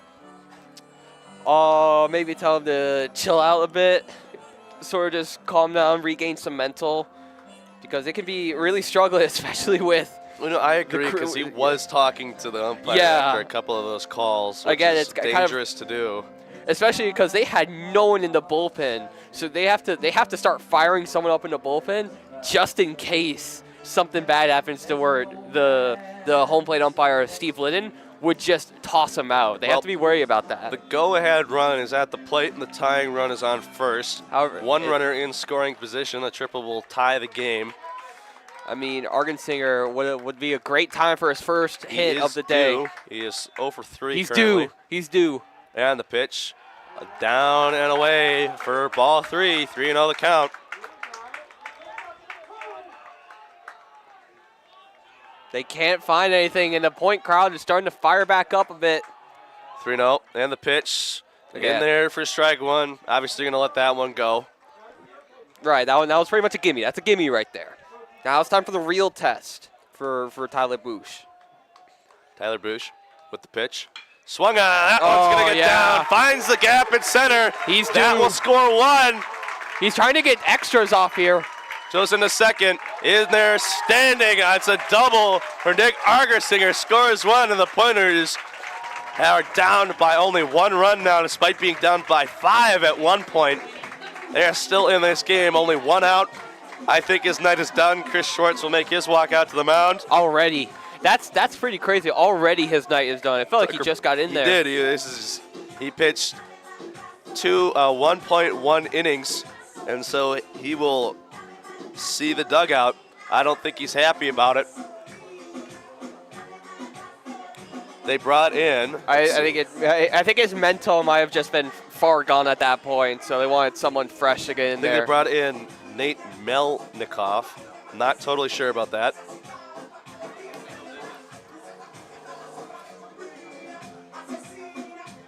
Looks like Nate Melnikoff.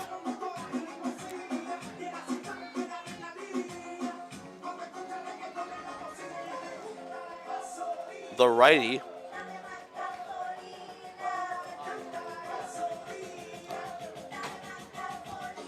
Only 1 out still here in the bottom. I'm sorry, the bottom of the 6th.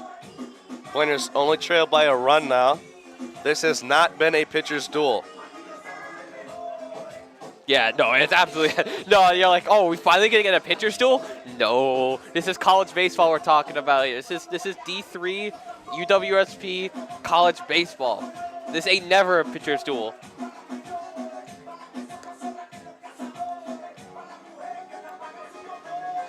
We play high octane offense here.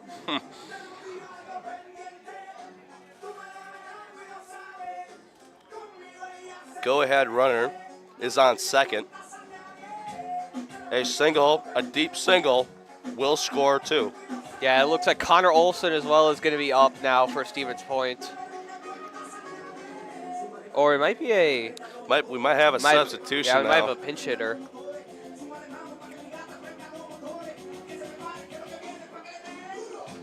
stay tuned.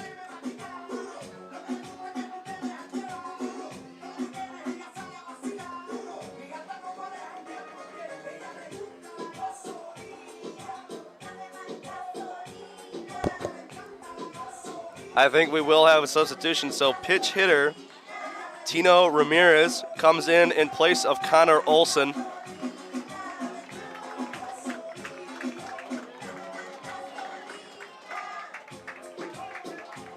Yeah, Tino Ramirez on the season have only gotten 36 at bat, has a 139 average. But they're trying to see if he can give the Pointers a little bit of life here. Score some runs. And the pitch. Down in the dirt for ball one, his first attempt. 1-0 the count, 1 out. Runners on second and third. The go-ahead run is on second. And the pitch. Low for ball two. Again, it's just the Crosse has just been struggling to find the zone this entire game. Infield is in case of a bunt. And the pitch. Low again. That's for ball low and three. outside. Lacrosse crowd not happy about it. And the pitch.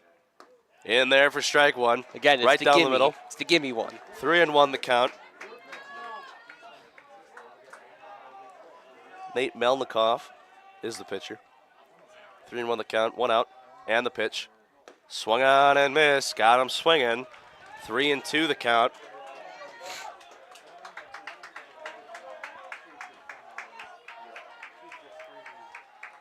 Here's the pitch. It is in there for strike three. A late strike call from Steve Little. Home crowd doesn't like it, but I think that was a strike. I think it caught the corner. I'm going to give an argument, though. That was the third time he's pitched there. In the previous two attempts, it was a ball. They were outside. That wasn't consistent. No, I didn't know. Ash, it was a strike. It's also way too close on a 3-2 count. You cannot let that go. No, I'm you gotta kind of with it. I think you you got got to protect the plate. But it's away. Oh, not far enough. Pitch could not get a handle on it. That one goes away. Runner will not advance. Runner still on second and third. 2 outs now for Jakob Boos.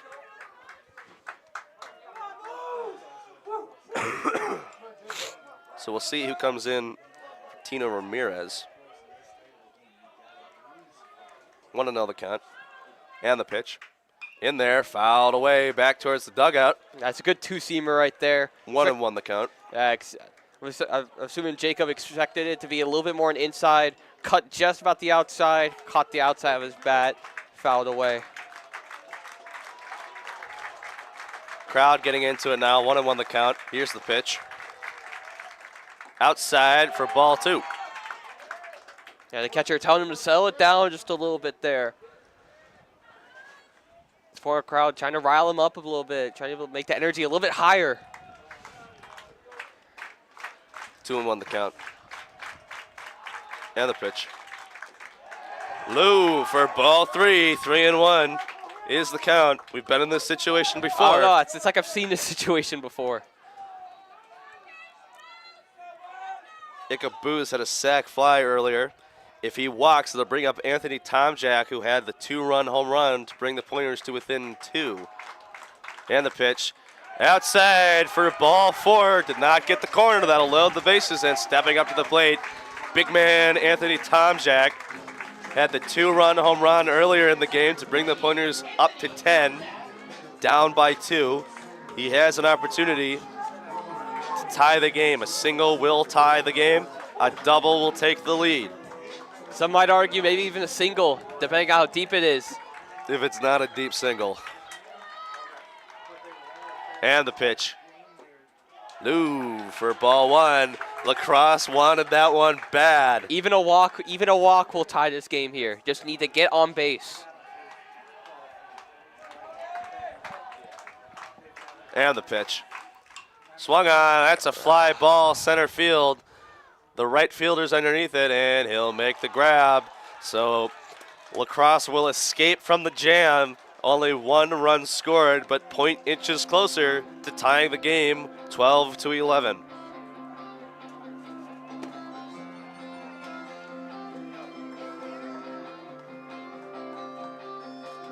This is a tight game. It is a very tight game right now. A lot tighter than I think either of us expected it to be, especially after the 6-run 5th inning from Lacrosse. The Point has just been able to claw their way back into it. And it looks like Joe Schneider, Yep. Mitchell Crawley's night is done. 1K, 1 inning pitch. Joe Schneider, who appeared on the show a couple of weeks ago, will take the mound.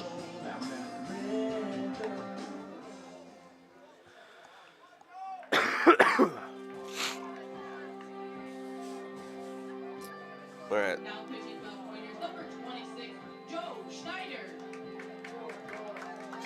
Connor Olson's night is done as well. Has been replaced by Tino Ramirez, a sophomore, out at shortstop. Connor Olson did have 2 errors, high balls across the diamond to first base. It resulted in 2 men on, one of which got a fielder's error, trip to second. So you kind of have to imagine that had a little bit to do with it. yeah, I think so. Joe Schneider did appear on the show a couple of weeks ago, talked about how he liked playing this game. His other favorite sport besides baseball is hockey. Okay, what does he watch the NHL? Yes, he does. What's his the favorite Minnesota team? Wild. Huh? Obviously. Oh, it's the okay. Well, Wild. yeah, sure. Yeah. Listen, in Wisconsin, you're usually 2 fans, or yeah, you're usually 2. You're either a Wild fan or you're a Blackhawks fan. There's a correct option in those choices. I know there is, and it's neither. Be your own man. Be your own man. Be your own man. Go somewhere else. It's the only time we have to do that. Joe Schneider. The only chance, unless Wisconsin gets a expansion team, That's never happening. Probably never happening. That's never happening. We go down to the top of the 7th. Joe Schneider making his first appearance of the day. He'll face Nate Witt, who is 2 for 4 with 1 RBI at the top of the order. Sorry, it's Nate Whitty. Yeah, I know. Witty.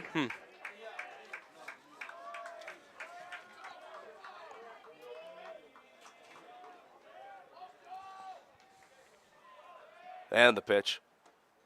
Oh, that was That was a nasty that pitch was inside. disgusting. Managed to find the zone for strike 1. Owen won the What count. was that? Was that a curveball, slider? It was a breaking ball of some kind. Either way, it finds it.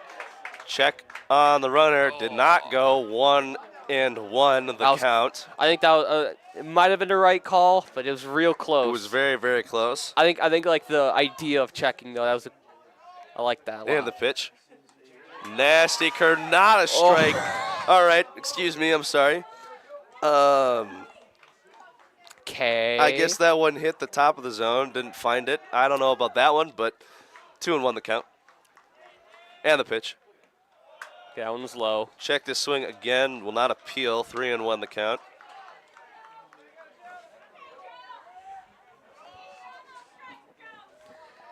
And the pitch.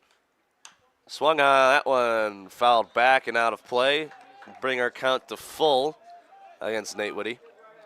Joe Schneider looking for his first strikeout of the day. Yeah, Schneider overall has a 3.55 ERA, has 1 win in the tank. Pitched 12 innings, and it got him looking with that curve. Nasty curve from Joe Schneider. He'll get his first K of the day.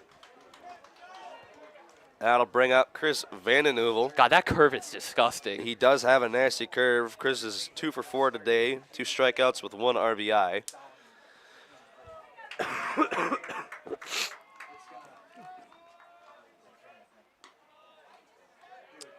His first pitch is a ball outside.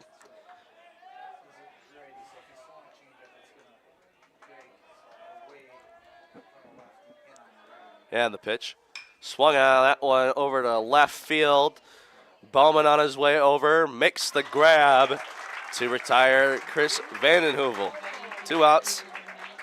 God, Here I at definitely. the top of the 7th. I feel like that wasn't hit nearly as hard as it looked like it went. It really did feel like that one was going to make it to the fence at the very least. It did, but he was able to make the grab.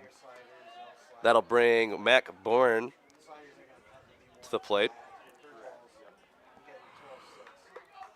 Mac Bourne is 2 for 4 today. And the pitch. Another curveball. That one just down, didn't bite on it, but he's got a lot of give on that curveball. That is a nasty thing.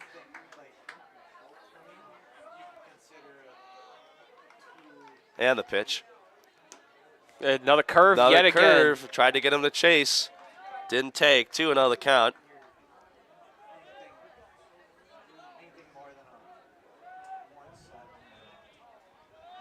And the pitch. There's strike one with a sinker. Well, you could tell he wanted that one, but he just didn't take on it.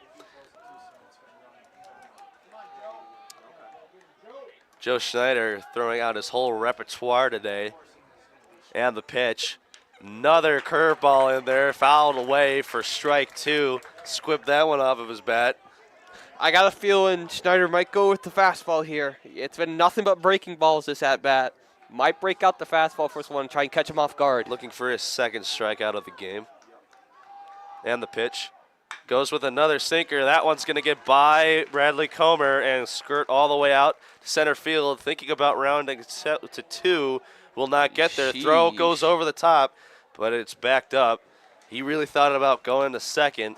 That one just got by Bradley Comer. So an unfortunate situation. That'll be a single for Mac Bourne. That'll bring Jack over to the plate. Still 2 outs. 15 hits now for the Crosse. 11 hits for Point. Joe Schneider's first pitch. Another breaking ball. Just narrowly misses the zone.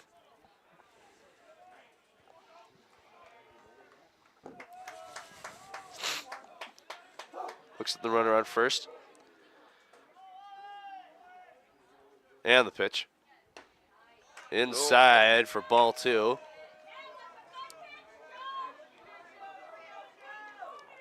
Had the height, didn't have the inside that he wanted. 2-0 the count and the pitch. That one's there over to Bradley Comer. Sets his feet, throws. There you go. And gets the out at first. That's routine the right there. That is a routine 5-3 single put out. And that'll take us to the bottom of the 7th. And that'll, oh my goodness. Yeah, it's It'll bring now. up Bradley Comer, I think. Bradley Comer will be up now. He's having one heck of a day, 3 for 4 with 1 RBI. He'll face Nate Melnikoff. This is nothing new for him. He's the pointer. He's the Pointer's best hitter, probably like bar none. Well, besides Trent Van Ness. True, that's fair.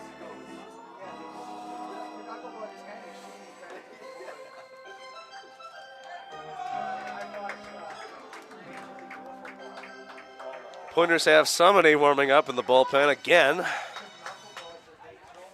Guess they're not going with. Schneider for they might be trying. They might be trying to save them for game 2 here. Game 2 could be possible for game 2. We will not be covering game 2.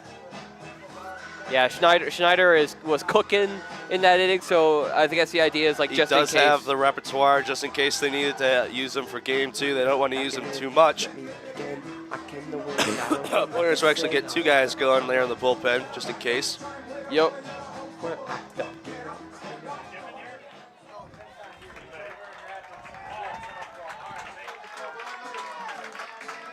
Leading off for the Pointers, number 7, Bradley Comer. Comer up to the plate.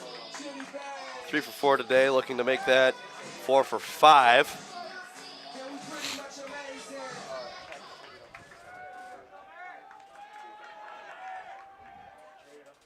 And first pitch he faces is going to be a single. He's 4 for 5 on the day. What a day he's having right now.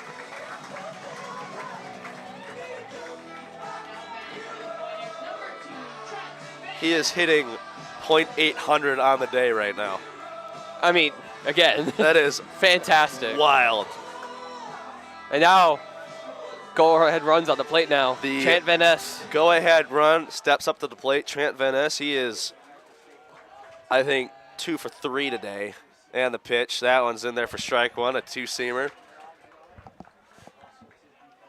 He is 0 for 2 with 2 walks. So they're scared to pitch to him. Hey, I'd be too. Not going to lie. I'd be too. And the pitch.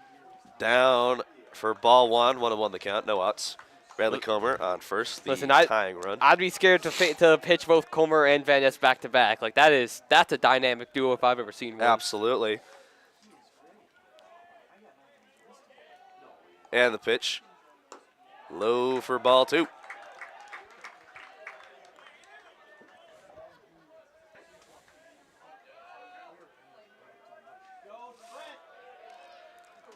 Two and 1 the count. No outs. And the pitch. Off the plate for ball 3.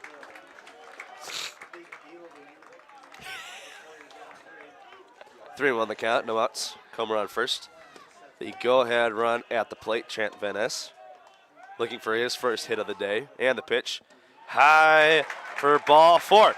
So they are scared to pitch to Trent Van Ness. That's his 3rd walk of the day. Hey, you know the saying though, chicks stick to OBP. I guess, but even still, you got to give him a chance. Matt Bauman steps to the plate. He is 3 for 2 with 1 RBI and 1 walk. Big thing though for the Pointers though. Go-ahead run is now at first base. It's not at the plate anymore. Bauman needs to do is just bring him home. Bauman's due for 1. He is due. No outs. Runners on first and second. And the pitch. Works a bunt. Right back to the pitcher. Does not beat it out, but it will advance 2 into scoring position. That's a great bunt right there. The go-ahead run is now at second. Absolutely textbook right there. That was a great bunt because now all it needs is pretty much base knock, scores 2. Base knock scores 2.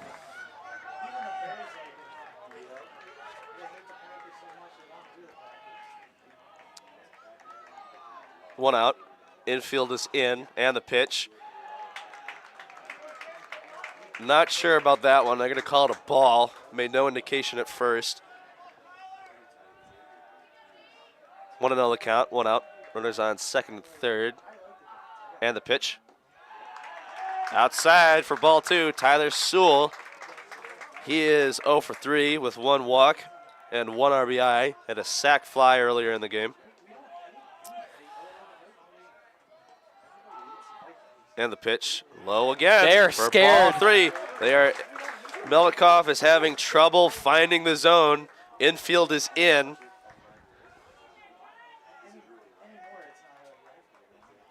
Oh, they're going to intentionally walk. They are going to intentionally walk Tyler Sewell, so they'll abdicate the last pitch and send him to first. They are going to try to get the out. They want to open up the double play. They want to get the double play on Logan Homolka. Logan Homolka is 2 for 3 today with 2 RBIs and a walk. It all comes down right now to this moment. 1 out, bases loaded.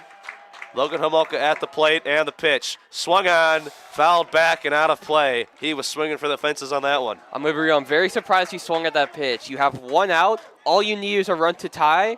And, I mean, he hasn't been able to pitch. You pitch. want him to work a walk? I want him to work a walk. I want him to throw a strike, basically. I want him to throw in the zone. Because he hasn't been. Oh, okay, well, there it is. My goodness. But that was a little bit of a reach. They're going to call that 0-2. You're going to call that a strike. I think that was a little bit of a reach, not a call you call in that situation. Yeah, that's kind of a reach there. 0 for 2, 0-2, 1 out, bases loaded. Logan Homolka at the plate. And the pitch. Swung on. That's a comebacker right out the middle. Can't handle it. That'll score 1. They'll wave him around. Play at the plate. Not in time. He's safe. The Pointers will take the lead. Logan Homolka with a 2-run single. I mean, absolutely perfect there. All you need to do, straight up the middle, utilize Zimmerman Field right there to your advantage. Hopped just over shortstop. Jake Moran's hand. Not able to secure the ball. That one will go out to center field. And now they're going to the bullpen. They're going to go to the bullpen, so you got to imagine that Nate Melnikov's night is done, and it is. He'll finish with no strikeouts. And they'll bring in the righty. Who is that? Is that 19? I think that is number. I think that's number. They don't have a number 19. Who is this? Might be number 18? 18 is an infielder. No, it's 99. It's Mitchell Fassbender. Oh, okay. What a last name for a pitcher. And What a last name. What a number for a pitcher, first I off. love that. Number 99, Mitchell Fassbender makes his appearance. If you guys are watching the NFL draft right now, Packers just drafted Jacob Monk, an offensive lineman from Duke in the 5th round. Apparently also traded as well. So we don't know what the trade details are yet. But they got some sort of trade. Fassbender has an 8.31 ERA on the season. He has 22 strikeouts across 8 games. I'm sorry, 8 games. I was correct. He has 3 wins, no losses, no saves. He comes in to try to save the situation. Runner on first and second, 1 out. Point leads 13-12. It's the first time they've led since the 5th inning. That is 4 lead changes now in this game.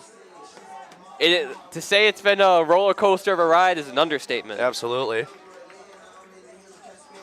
I mean, what a game for us to choose, right? Absolutely. I mean, these are 2 great teams right here. High scoring off no pitching. Nick No Argusberger up to the plate. I'm sorry, Argusinger up to the plate. He is first pitch, swing and a miss. 0-1 the count. Argusinger is 1 for 4 today. 1 strikeout, 1 RBI. Oh, that RBI was huge because that happened last inning. And the pitch down and away for ball 1.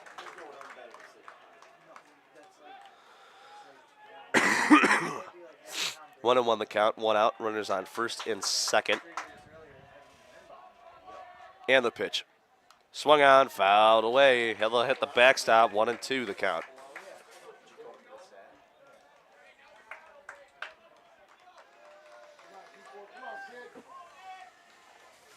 One and 2 the count.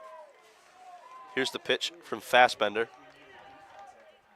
Swung on. That one's going to get through the gap.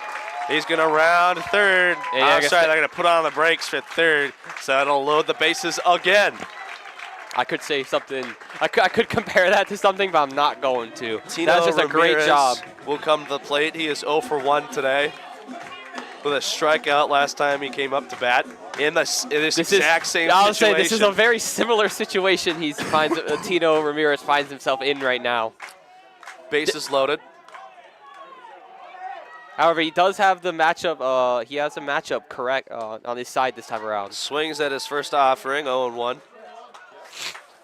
1 out.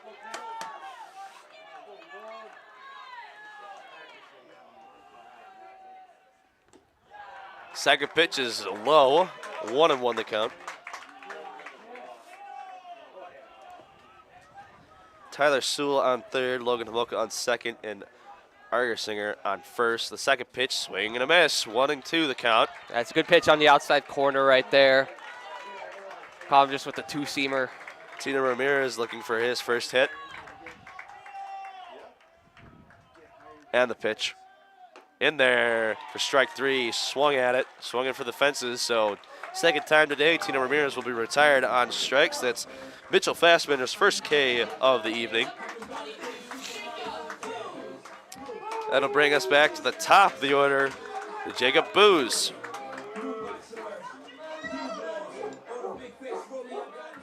Booz is 0 for 2 today with 1 RBI, a sac fly, 2 walks. That one, I guess, caught the corner as it came in over the plate. Hearing a home plate umpire, Steve Little, hearing it from the Pointer dugout. I looked a little bit on the outside, but all right. Second offering is low and away, 1-1 the count.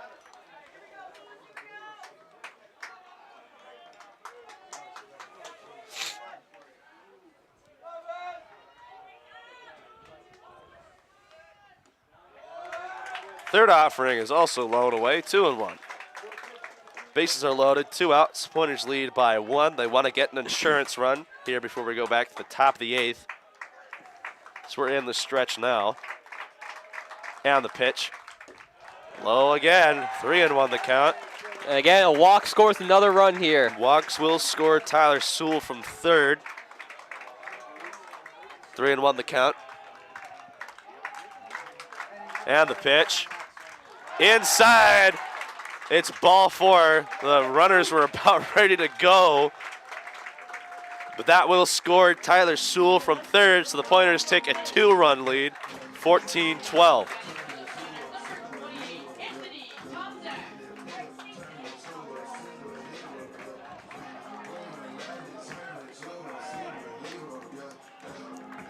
Yeah, scoreboard hasn't been updated out here yet at the field, but it is 14.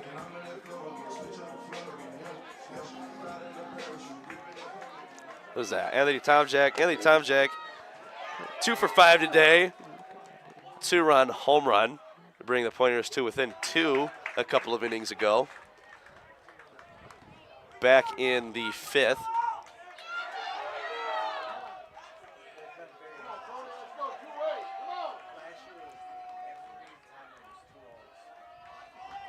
And the pitch. In there for strike 1. Good pitch. A little bit of a two-seamer. This two-seamer you like? Yeah, I love, like I said, love the two-seam overall as a pitch. Again, just barely just caught that outside corner right there. And the pitch. Inside for ball 1. 1-1 the count. Bases are still loaded. A walk would score Logan Homolka from third.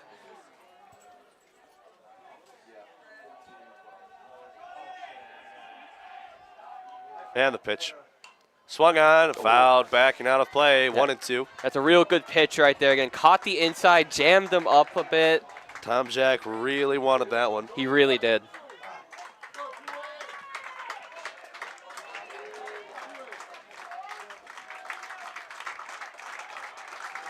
One and 2 the count.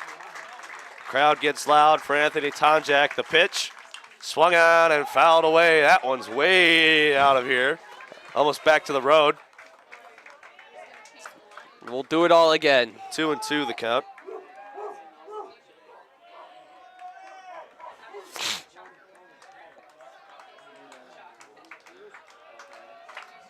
Crowd gets loud for Anthony Tomjack again. Here's the pitch. Swung on. Fair ball. Has trouble with it at third. And that will score a run. It's 15-12. Stevens Point. Again, that was just, what a great piece of hitting right there. Really just made Fassbender work for it. Pulled it just on the third base line. Smoked it at him. And just was not able to glove it. Jack Over has trouble with the ball. That'll go down as an error, I think. No, I think it's going to go out as a hit because that was a really hard play to make.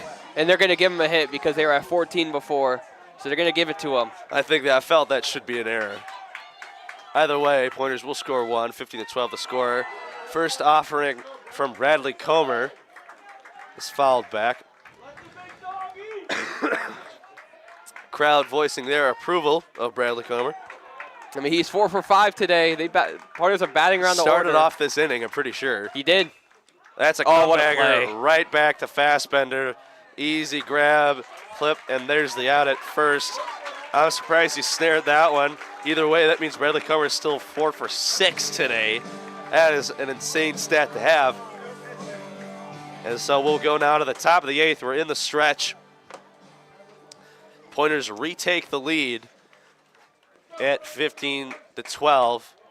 Joe Schneider's night is done. They will bring up 38. the righty Bryce Ayer.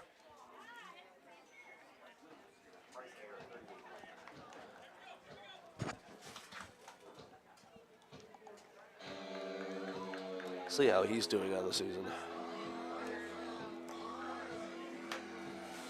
Brian Ayer throws gas. And has a 2.45 ERA. Ooh. 1-0. Has 1 win under his belt. No saves. Pitched 11 innings.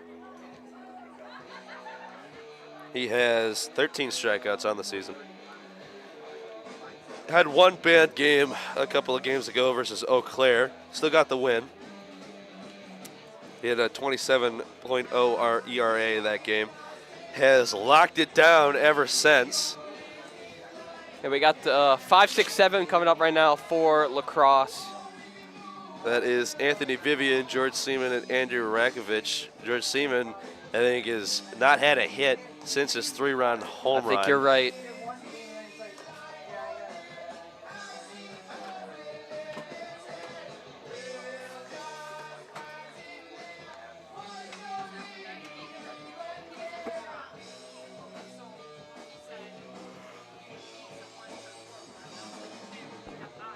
It looks like over on the lacrosse side, they're also getting someone warmed up for the bottom of the 8th. So they're both using the strategy if we want to save our pitchers. Exactly. Bringing in for 1 inning only. A pretty good outing from Mitch Crawley and Joe Schneider. So they both finished with at least 2 strikeouts. Joe Schneider had some wicked curveballs, though. Oh, yeah. Those are wicked.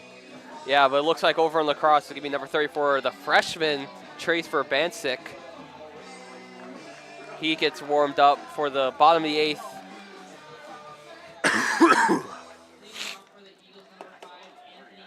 Well, yes, Anthony Vivian steps up to the plate. the Pointers are just looking to try and keep this three-run One lead. for 4 today. Has not had a run since his RBI back in like the 2nd or the 1st. First offering is a curveball in there for ball 1.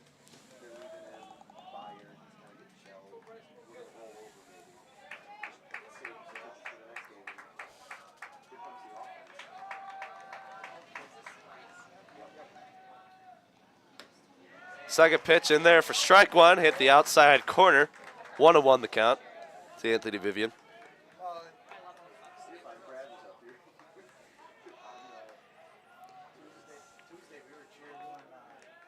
And the pitch. Oh, Swing and a miss. Strike 2, got him on the breaking ball. right on that inside. Yup. Went towards his feet. Threw there. him the brain buster. I love that. Offering from air. Swung on, that one's out to right field on the move.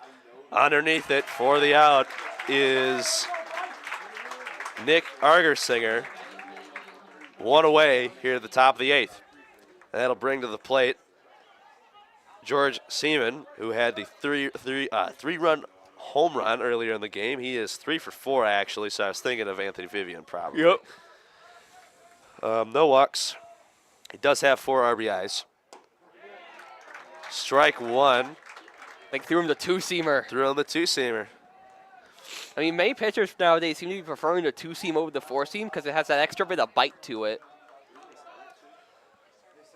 Pitch from air. Swung on. That one's going to get in the gap between left and right center field. Trent Van Ness there around second. Here's the throw. Going to be cut off. I'm not sure if he knew he was supposed to cut that off. Either way, no play at second. So George Seaman will go 4 for 5 and get into second with a double. I will say I do think that Seaman would have been safe. Otherwise, I think it would have been a little closer. Would have been close. You never know. Exactly. Andrew Rakovich up to bat now. He's 1 for 4, 2 strikeouts. If he's due for 1, it's right now. Knock on wood.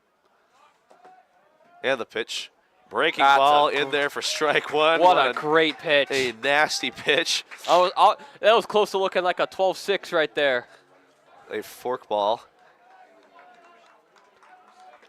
0-1 the count. 1 out. Runner on second. Checks the runner. And the pitch. In there again. Just strike disgusting. 2. That is a disgusting pitch. Again, caught him with a brain buster. That is a wild pitch to throw. You know what? Throw it at him again. It's freezing him. I'll see it. We'll see if he throws it to him again. 0-2 the count now. 1 out. And the pitch. Oh, got him swinging. 2 outs. That'll retire Andrew Rakovich. What a pitch. What a for sequence. Bryce Air. That two 12-6 curveballs and then just straight gas right on the inside. That is classic. We love to see it from Bryce Air, his first K of the day. Brother, that is old school right there. That is old school pitching. And the pitch. Going straight in there at again. Right back to what works. 0-1 the count from Bryce Air. Bro, just let him in the kitchen because it is working. He is cooking right now. He is him. And the pitch. Just outside for ball 1. 1-1 the count. Wanted his spot, maybe wanted him to chase. Couldn't get him to. So I definitely think he would have thought he would have tried to chase there because those are like there was 3 straight strikes with that 12-6. So maybe he was thinking if he throws it again, it'll be in the zone. So, however, it was a good take there from Erlab. 1-1 the count. And the pitch. Inside, jammed him. That'll be a foul ball. 1-2 the count. 2 outs. Runner on second. Realistically, he can go 2 ways with this. He can try and go back to that 12-6 in the zone or just throw that straight gas again. We forgot to mention it is Tim Erlab up to bat. He did have the grand slam earlier in the game. And the pitch. Got him swinging. He'll retire Tim Erlab. 3 up. Well, 4 up, 3 down for Bryce Ayer with 2 strikeouts. You know what that was? He sorted him right there. That was a sword and a half. Locked him down. With the and he'll get 12-6. the K. Bryce Ayer puts on a masterclass here at the top of the 8th. We'll go to the bottom of the 8th. Pointers still winning 15-12. As Fassbender will actually retake the mound. Yeah, I think that's fair. That's probably a good idea if you're Lacrosse. He's the only one who's had a lot of good success so far.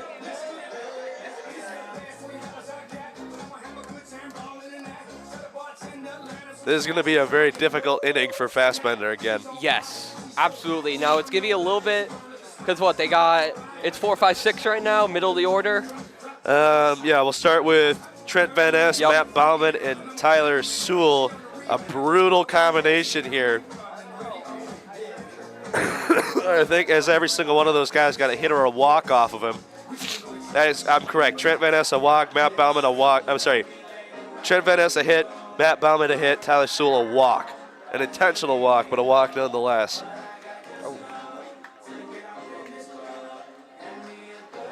It is a beautiful day for baseball, Ashton. Dude, it's great. It turned so nice. 70 degrees is the high with a low of 48. Supposed to rain for like 2 days straight, or 5 days straight. Sorry, all of next week, basically. Oh, really? Ew. Keaton not happy about that one, I don't think. I'm with him. I don't like that. Well, oh, they just drafted another 5th rounder. another safety. Another safety from the Packers. More safeties. We need more safeties. We've drafted 4 safeties. Was it 4? I think it's only 3. It's still too many safeties. We're gonna start this. Safeties. We're gonna start this argument again. No cornerbacks. Cornerbacks are overrated. Trent Van Ness steps to the plate. He is still due for a hit. He is 0 for 2, but 5 appearances now. He has 3 walks. They are scared to pitch to him, and I can see why. He will make them pay. The first pitch, swing on and miss. A four-seam fastball. He just missed it. 0-1 the count. And the pitch. Low for ball 1.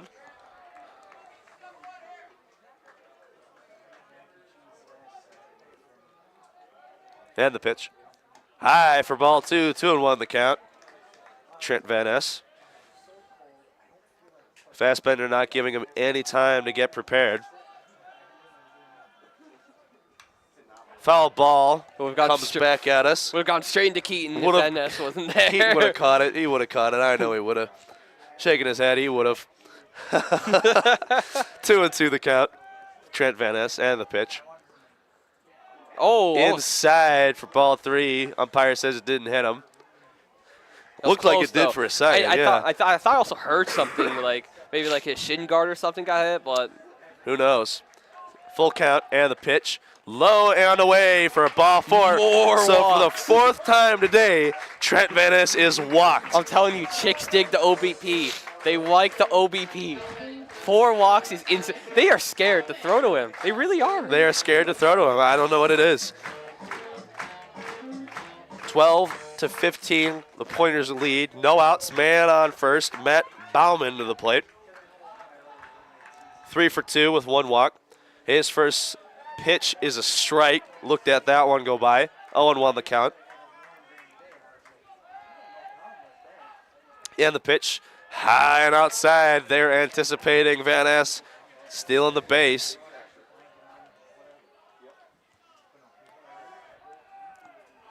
And the pitch. Swung on. That one's a high fly ball over to left field. There to make the catch and holds Van Ness at first was Andrew Rakovic. Give you a quick update here in the Pointers sports landscape. The UWSP Pointers softball team currently playing River Falls. Top of the 6th. Stevens Point is leading 2-0 right now. 2 outs, no one on base, and Zygowski currently trying to finish up her second inning, has 3 strikeouts already. First pitch is swung on, fouled back.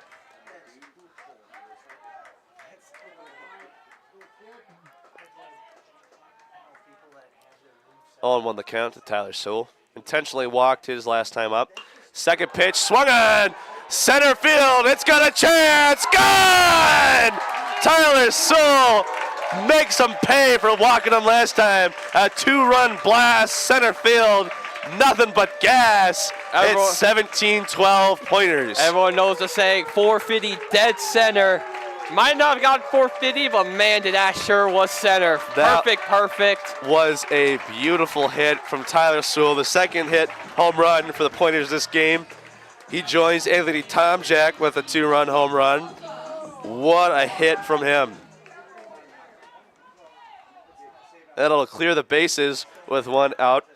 And Logan Homolka comes up to the plate, 3 for 4 with 1 walk, 4 RBIs. Squibs that one over to first base. There's that one to Fassbender. Just narrowly beats Kamulka there for the out. It was a race for first, but they'll retire Kamulka for 2 outs. Now batting for the Pointers, number 24, Nick Singer.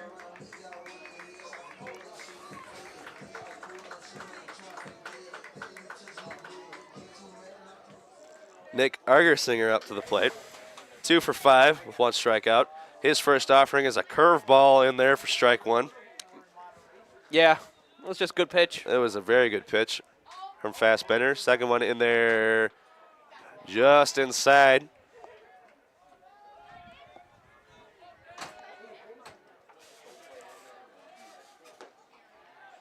Laid off of that one, but that one was a strike, so 1 and 2 the count. 2 outs, nobody on.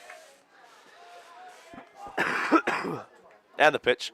Swung on, comebacker to Fassbender. He'll grab that one and retire Argersinger for the out. That'll take us to the top of the 9th. Point lead 17-12. I'll be interested to see who they bring in for this one, as I do think Bryce Air. They'll bring in number 8, Sydney Ferry, to try to close this game out. Bryce Air's night is done with 2 strikeouts.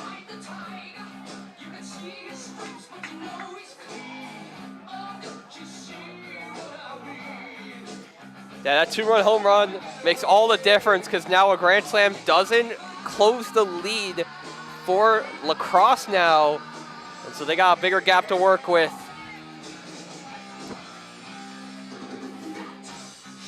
Sydney Ferry sporting a mustache very similar to our good friend Will Spreeman. I'm sure he'd be appreciative.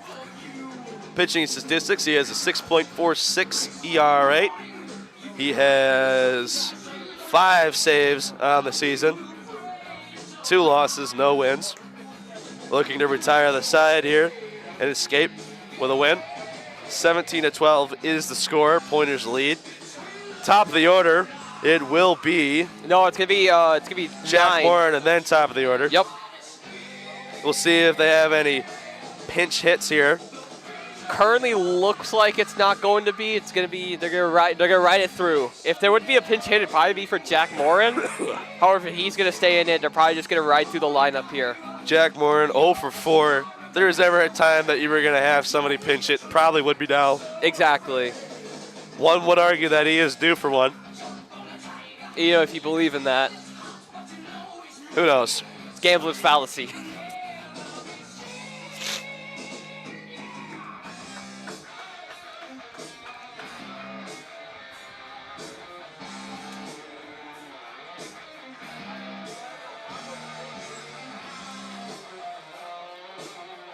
Just about ready to get going here at the top of the 9th.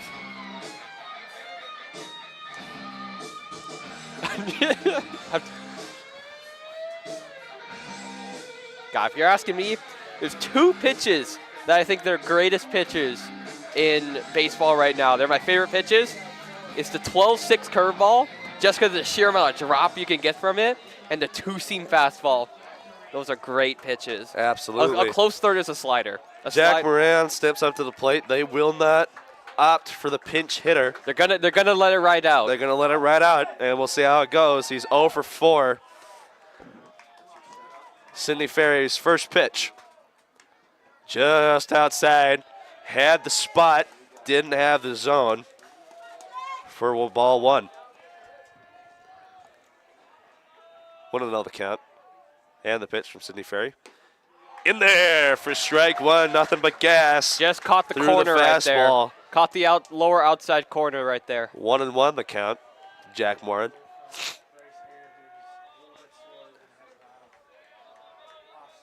And the pitch.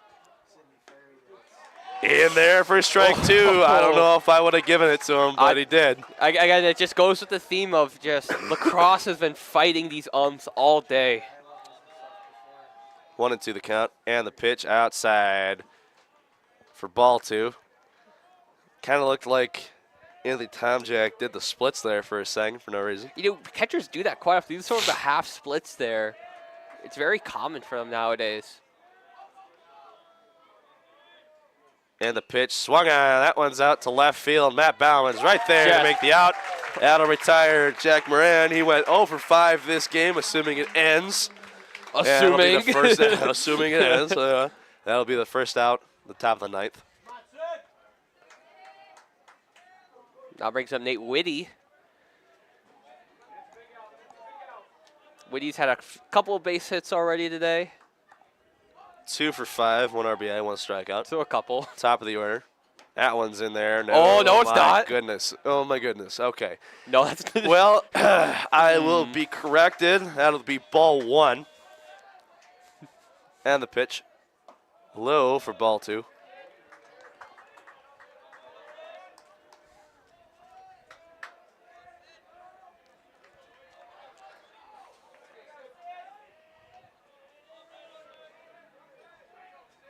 And the pitch.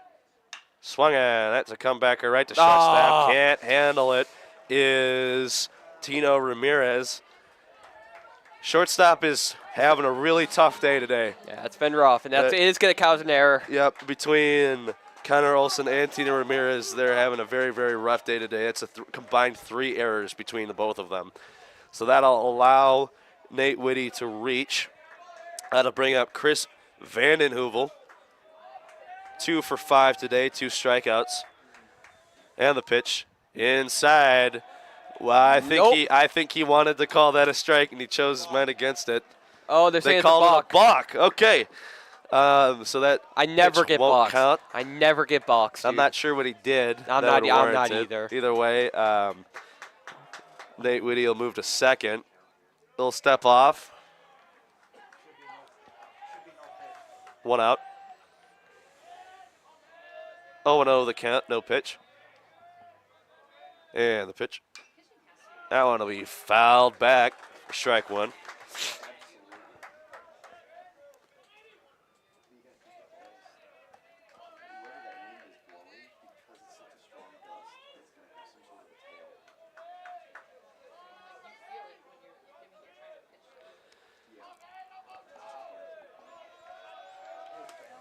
On 1 the count. Here's the pitch. Swung on. That one's going to find the gap. Tino Ramirez can't be there. They'll wave around Nate Whitty, and he'll score. So the score is now 17-13. Yeah, they're just going to give up the run there to keep the gut runner at first base, to now open back up the double play. 1 out for Mac Bourne. 3 for 5 today with 1 RBI. He has Chris Vandenheuvel on first, and the pitch. High for ball 1.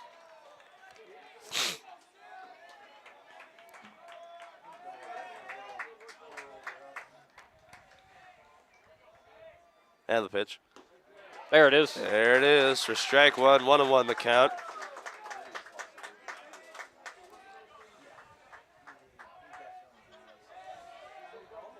Vandenheuvel takes his lead at first. check on the runner. He'll just get back in there safe.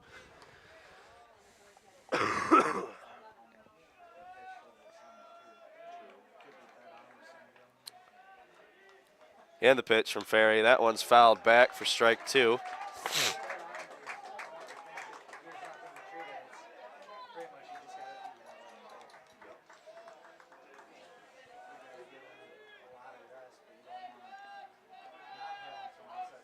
Ferry doesn't like the call. Here's the pitch. That one is going to find the gap again. Nobody there. They'll hold Vanden Heuvel at second. Just finding and gaps Matt right now. will reach. He found the gap. Nobody was there for it, and so runners on first and second. The tying run is on deck at the moment. That'll bring Jack over to the plate. Here's the pitch. Swung on right back up to the mound. That hits the mound over the head of Tino Ramirez. They'll wave around Vanden Heuvel. Hold Bourne at second, and so over gets an RBI. A tying run comes to the plate. Now batting for the Eagles, number 5, Anthony Vivian. Pointers will get somebody going in the bullpen. I think that's Mason Fink heads out there.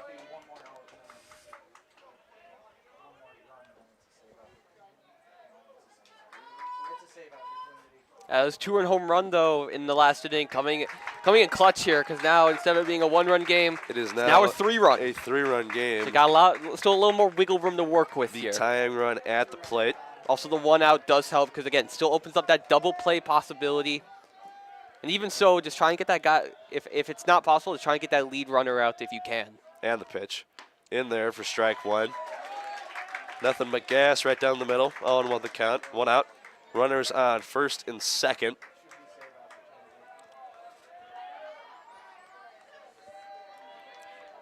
Here's the pitch from Perry. In there for strike 2. Almost the same exact pitch, same spot. Both called strike. Good pitch right there. I got a feeling he might jam him here. 0-2 the count on Anthony Vivian. And the pitch. Swung on. That one's going to be to Tina Ramirez. Makes the play at third. Will not have a play at any of the other bases, but they get the lead runner. I think that was the right idea. That was the right play right there because now it's 1 out, and pretty much anywhere but home is a play you can make. Just get the Absolutely. easiest one. 2 outs. However, it's George Seaman. George Seaman is 4 for 5 today with 1 strikeout as a 3-run home run. He's having himself a day. Is on a 3-run tear. First pitch in there for No, strike he doesn't 1. like it. Seaman does not like the call. That one might have caught the outside corner. Either way, 0-1 the count. 2 outs. Runners on first and second.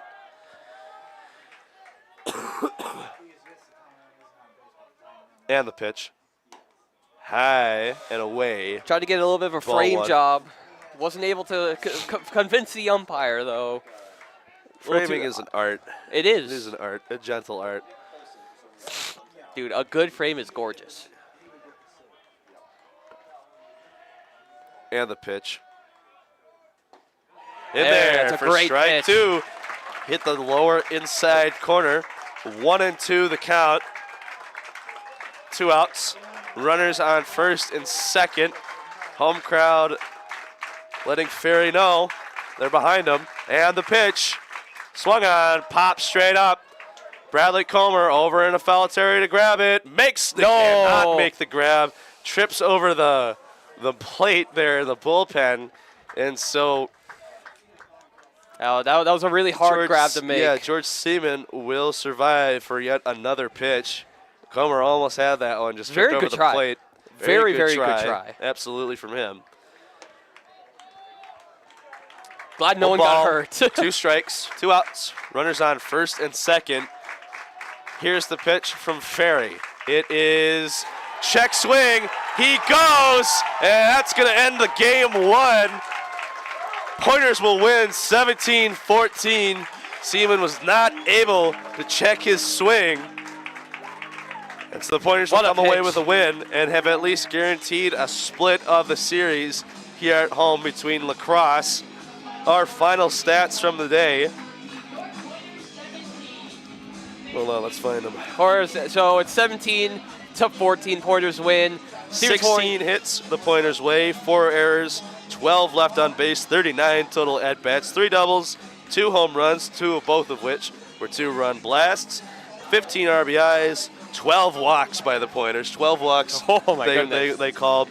Only 4 strikeouts, no stolen bases, an on-base percentage of 1.179, 10 earned runs, 27 putouts, and 4 assists. The way of Crosse, 14 runs, 19 hits, 3 errors, 10 left on base, had 50 at-bats, 4 doubles, 2 home runs, both of which, one of which was a grand slam and one of which was a 3-run blast, 1 walk, 14 RBIs, no stolen bases, 14 earned runs, and 9 assists. Anyways, that's going to do it from us here at Zimmerman Field. We will not be sticking around to call the second game. Fortunately, I've caught a little bit of a throat bug, so it Yeah. would not be in my best interest. But I've been Liam Stats. I'm joined in the booth by Ashton Parker, and on camera/tech side of things is Keaton Walla. Thank you, everybody, for tuning in.